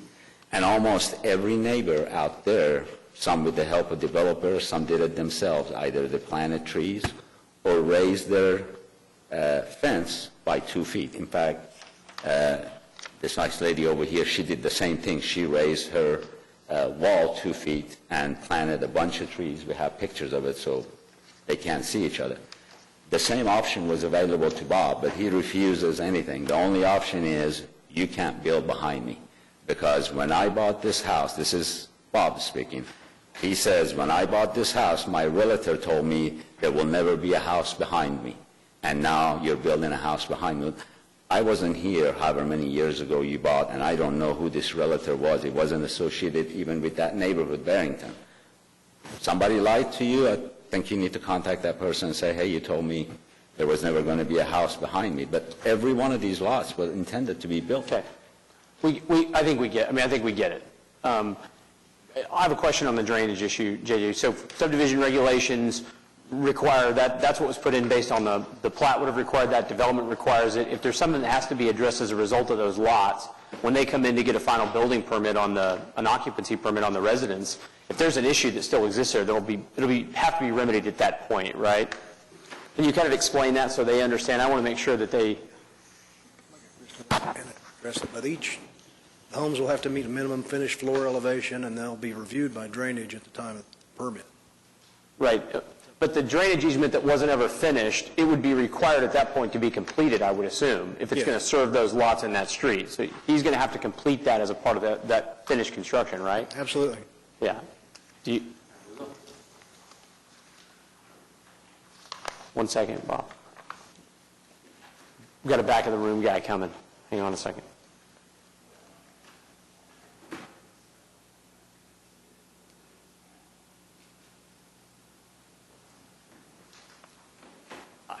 Jared Norris, Drainage. So there was no plans when the Barrington 3 subdivision was completed. There was no plans. There was just a drainage easement that was shown. There was always been a gap between the Mulholland and the Barrington as far as where the infrastructure is. So there was no plans for any kind of improvement in that area. However, by the plat, there is a drainage easement there. So we have been working with the builder to help improve that area, and those plans have, according to Greg, they've been approved. So that's where it is right now. So it would be, in your view, it would be the city's responsibility to complete that, or it would be? No, it's private. Yeah, it's private. Yes. But I'm asking, is this builder going to be required to do it to finish it as a part of that, or is it another issue? Is it an issue with the development?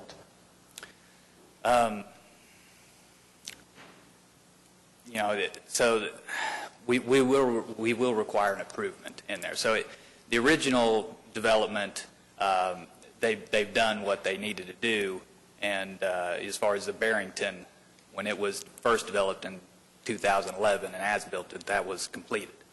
But we will require, or there will be some improvements to that section. It will be extended out according to the current plans that are there now. So,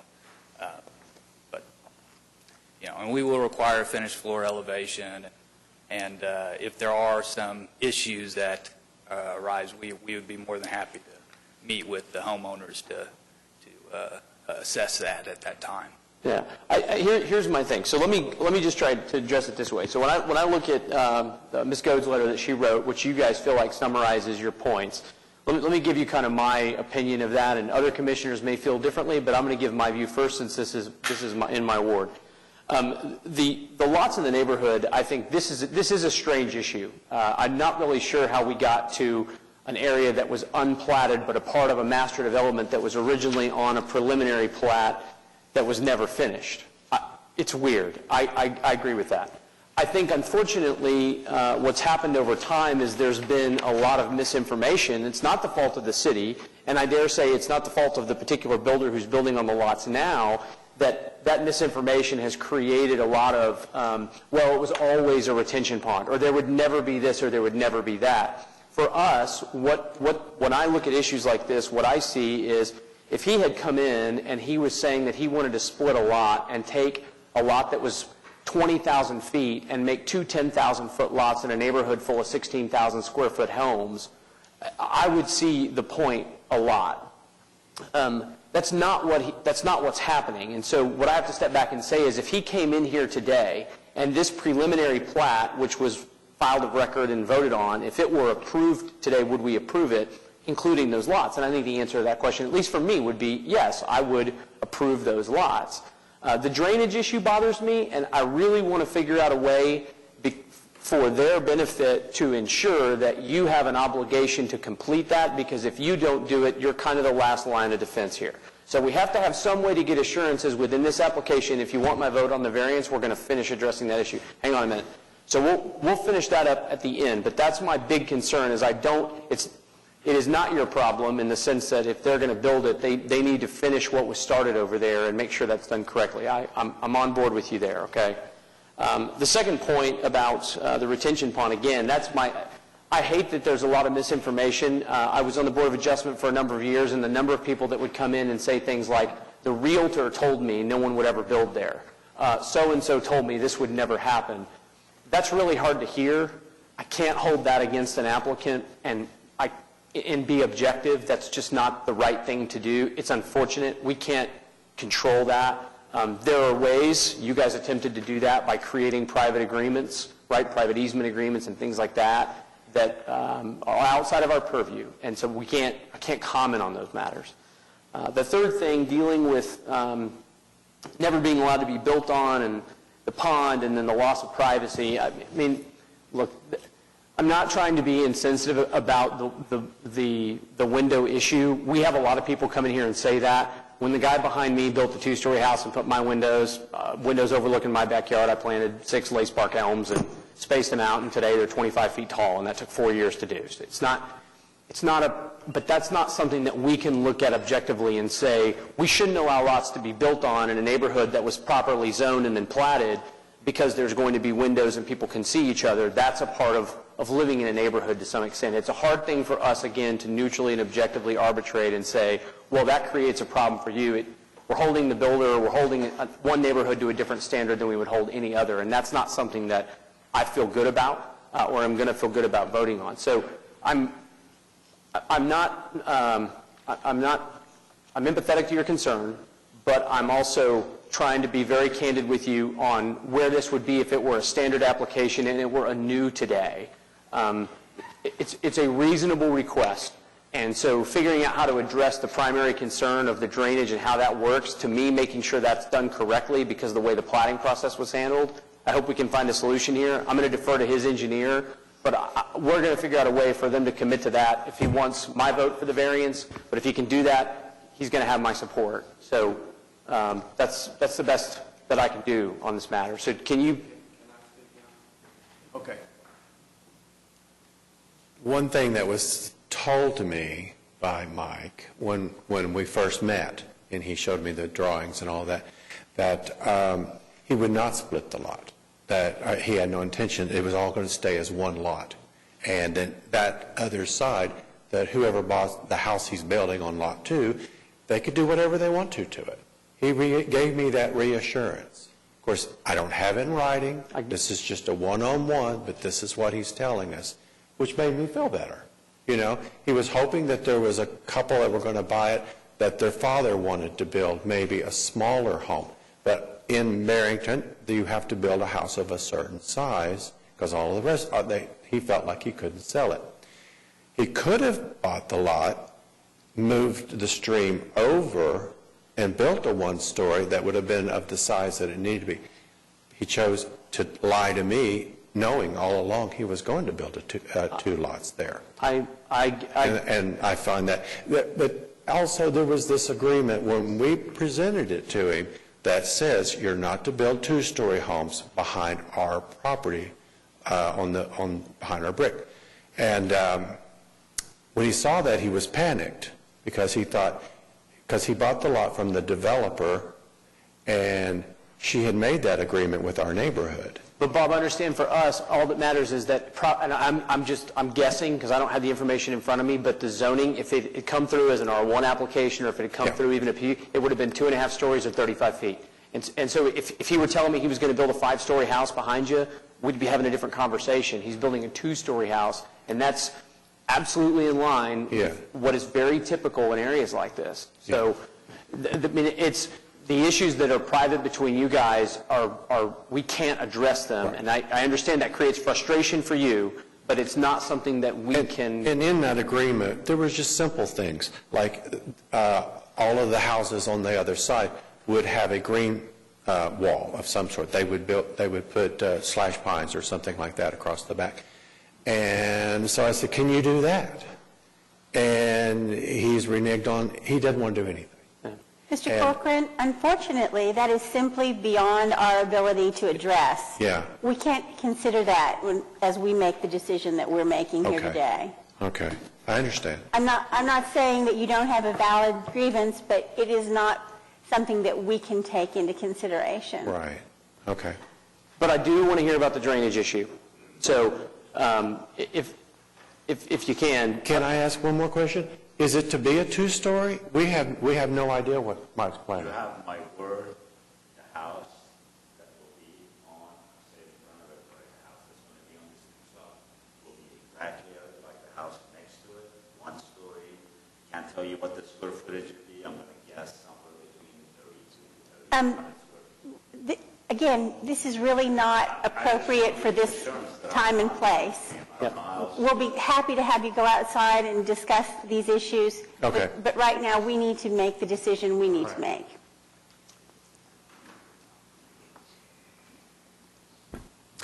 As far as the drainage improvements, I think the best way to get that addressed with this application, if it is approved, it's approved with the contingency that the stormwater improvements as required by the city engineering department be completed prior to issuance of occupancy.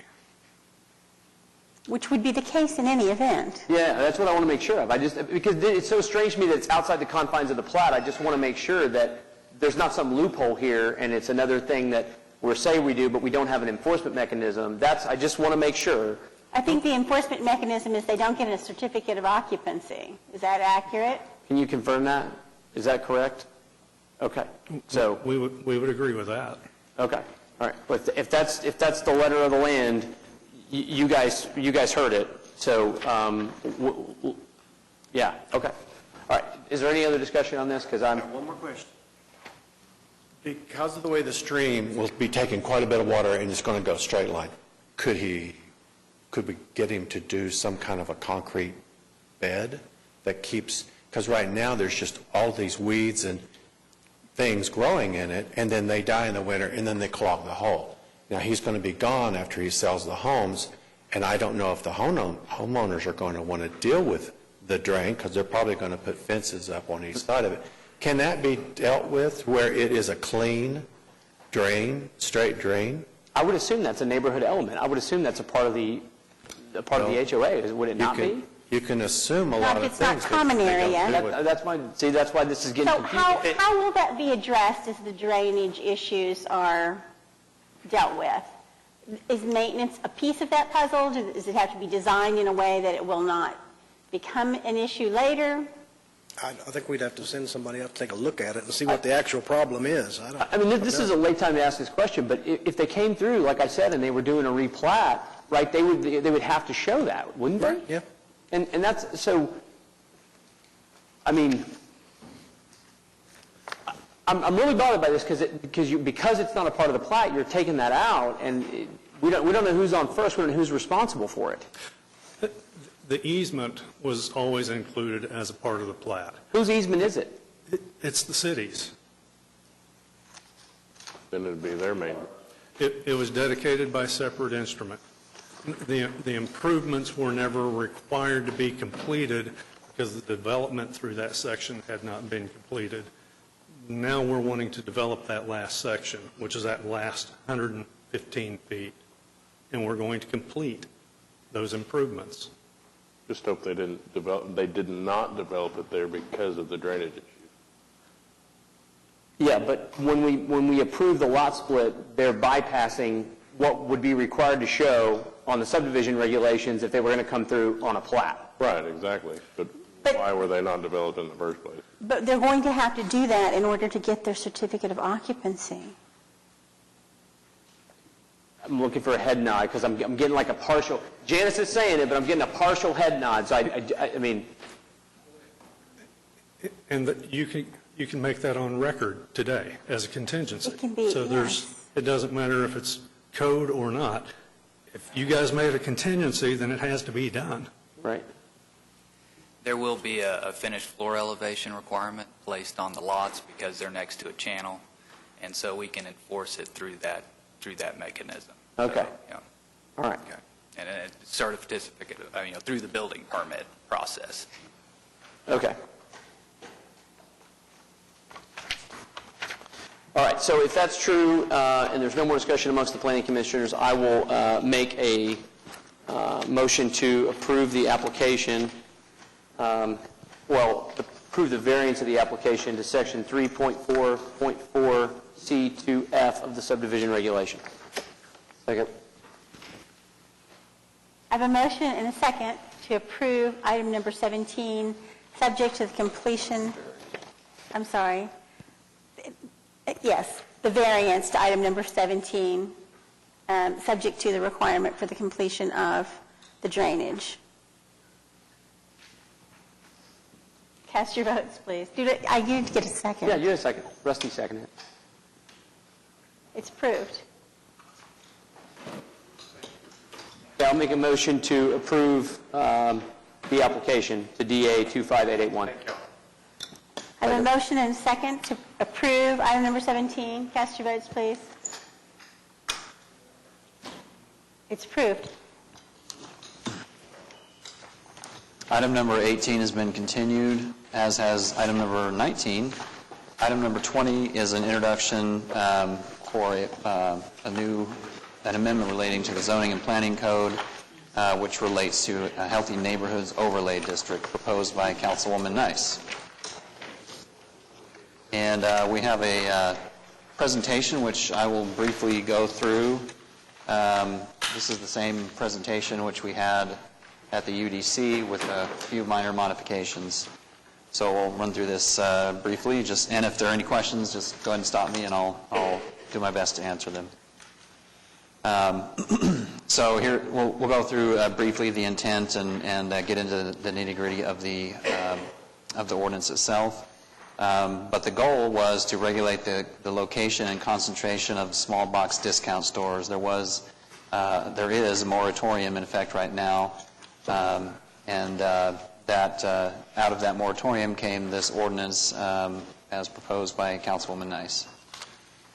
Next slide, please. So the rationale behind this is that there is what's termed a food desert, and that was defined by the USDA as an area with limited access to affordable and nutritious food, and it has to do with limited vehicle access, low income, and so this map here that you see, the shaded kind of tan area, is all of the area within the 73111 zip code that is designated as a food desert. And this data is from, I believe, 2015. And as you know, the food situation there is somewhat fluid as there are grocery stores closing, have been recent closures. And as you also know, there is a new grocery store proposed on 36th Street, but it is outside of this area by about a half a mile. So just a few statistics about the area, the low-income status, and high rates of various types of diseases such as cardiovascular diseases and diabetes. And it has a low health index rating, which is done by the City County Health Department.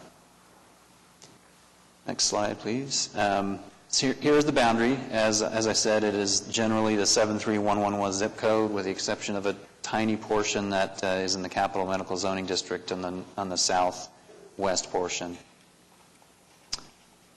So the proposal is to initiate the rezoning for those properties, and the district, as I said, will provide for a dispersal of locations, and there are some exceptions, which we'll get to in a second. But before we do that, at the UDC meeting, there was a proposal, or the UDC requested that we try and tighten up some definitions, and one of those was the definition of fresh fruit, meat, and vegetables. So we ended up dividing those. Planning worked with legal to come up with some new definitions. So fresh fruits and vegetables would be simply not processed or frozen. Fresh meat, not frozen, cooked, or dehydrated. And that was to get at the packaging issue, because it was a little vague and difficult to really define, because a lot of this fresh fruit and vegetables is in fact packaged. And in the small box discount store, there was a concern that this might might apply to convenience stores. So it was reworked, and so now it says a store with a primary purpose of retail sales of a combination of sundry goods, etc. But that first phrase there is key, with the primary purpose of retail sales of a combination of sundry goods. So that was kind of designed to prevent any overlap between convenience stores that would sell gasoline and a small box retail organization or establishment. So other things in that definition are similar in that you've seen already, the 12,000 square foot limitation, and et cetera. So with regard to what is actually in the code and the purpose, the next few slides will cover that briefly. It's to avoid overconcentration of these discount stores in an effort to encourage greater access to these fresh fruits and vegetables. It is the perception that the existence of these, or the preponderance of these, would prevent perhaps grocery stores or I guess disable grocery stores from make it harder for them to do business in the area. So the application is 73111, as was said, and yeah, I think we've covered the other portion of it. It doesn't cover the existing stores. Next slide, please. There is the distance requirement is a mile, so there must be a mile between small box discount stores. So if you were coming in less than that, then it would be disallowed. And then there are exceptions. If there's a pharmacy, it was perceived that a pharmacy is a need in that area also, as well as somewhat of a pharmacy desert as well. So if somebody is bringing in a pharmacy as a part of that use, that would be allowed, as would an area that had a store that had a dedicated area of 500 square feet or more. And was that I guess that was the last slide. So if there are any questions, I'll be happy to answer those. I have two. The first one is, how did we reach the conclusion about the dedicated minimum, the 500 square feet of retail floor space to the sale of fresh? Like, how did we reach that conclusion? That's my first question. I'll get to my second. It was based on other ordinances, and frankly, there aren't many. There's the Tulsa ordinance, which had the 500, and a couple others that we've seen. And it was just kind of a judgment call was made that would be a small enough area that wouldn't be too burdensome, but it was large enough that you could have enough selection. It could be a legitimate area where you could have fresh fruits and vegetables, not just a small container with a few, apples or something. 500 square feet is, again, it was a judgment call, but it was consistent with what we'd seen elsewhere. My second question is a legal one. Has there been any legal, I see in the report it talks about that this kind of overlay, this kind of standard has been developed in other areas. Has there been any litigation around this at all? Have there been any legal challenges that we? That's what I'm aware of. Okay.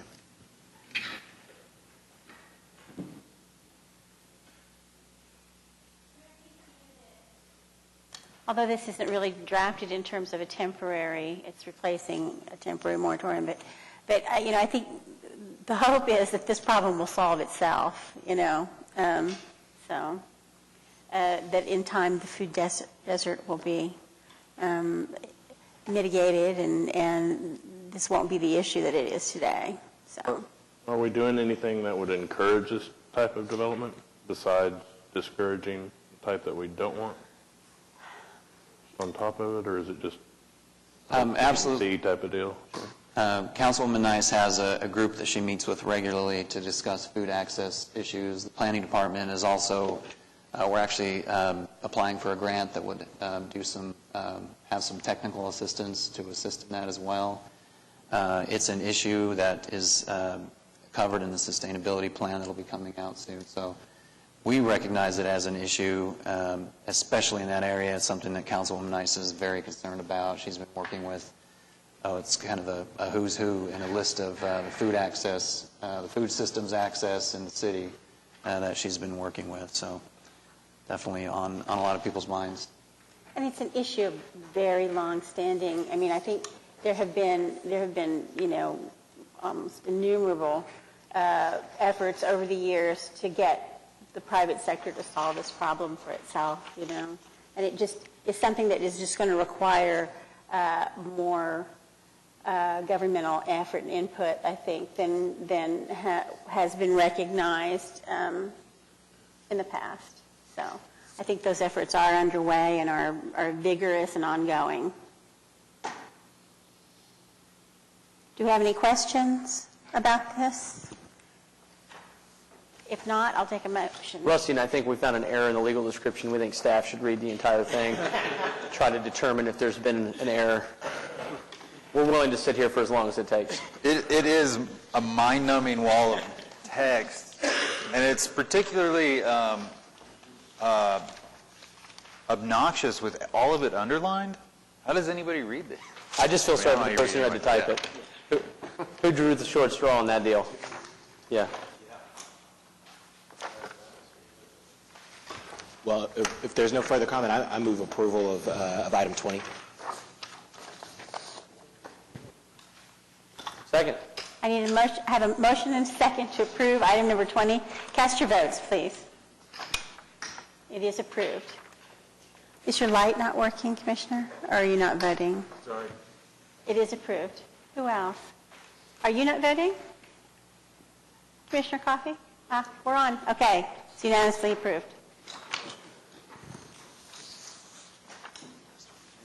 Okay. The rest of the items have been continued. So we're down to additional items,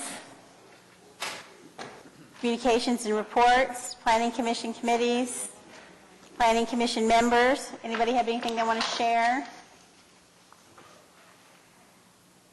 Planning department? I'll share a couple things. We have a couple plans that are coming that you'll be seeing soon for public comment, and that's the Preserve OKC. In fact, there's a workshop for all of you and the City Council and the HB Commission in a week. Well, actually Tuesday. Yeah.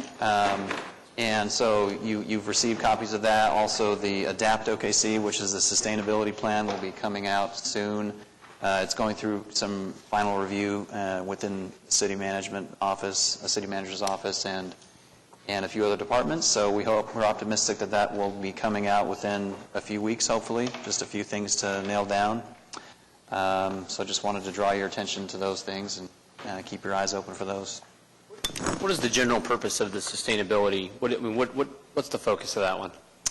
Well, it's got a broad focus. It covers a lot of different things, such everything from energy, so the reduction of not only the city government and the way we use energy, but also trying to encourage and do what we can to encourage better energy usage and more sustainable energy usage for the city at large. And, the way everything from, reflective roofs on city facilities to ways to encourage electric vehicle usage, and just a lot of little things that we can do and that we hope can build on each other and over time get us to better air quality, less energy usage, and also waste management, less landfill usage, more recycling. But those are kind of the big things: air quality, energy. I'm forgetting a chapter, I know. If T.O. is watching this, our sustainability manager, he's gonna not be happy with me. But it is a broad plan that covers a lot of ground, but it does also offer a lot of more specific solutions. So Plan OKC is, as you know, kind of a high-level policy document. This gets into the nitty-gritty a little bit more and offers some more specific action items.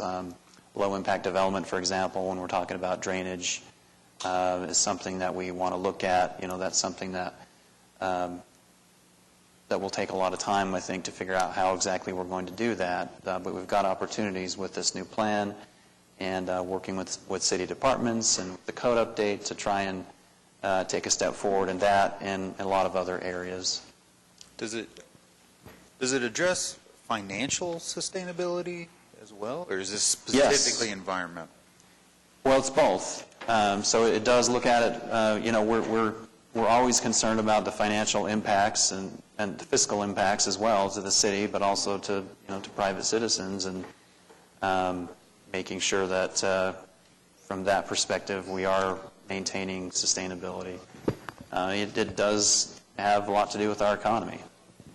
Sure. And the green energy, and to the extent we can get more on board with that, would diversify our economy, so it has that benefit. It's a fast-growing job sector, so we'd kind of like to get our hands on that as well. I think that'd be smart. One of the things we talked about a lot when we started looking at more infill development was just the ways in which the city could just get out of the way. A systematic review of our policies, practices, codes, to see whether there were barriers in place that were either out of date or not useful, and that were causing, a negative impact on the goal. And I'm sure there's going to be a fairly significant amount of that with respect to the sustainability issue. Just, we've always done it this way, but maybe this way's not only not working anymore, it's really not helpful. So, where am I? Development services? No. Municipal counselor? No, okay. Citizens to be heard, I see none. Other business? Adjournment? A motion second. All in favor say aye. Any opposed? We're adjourned.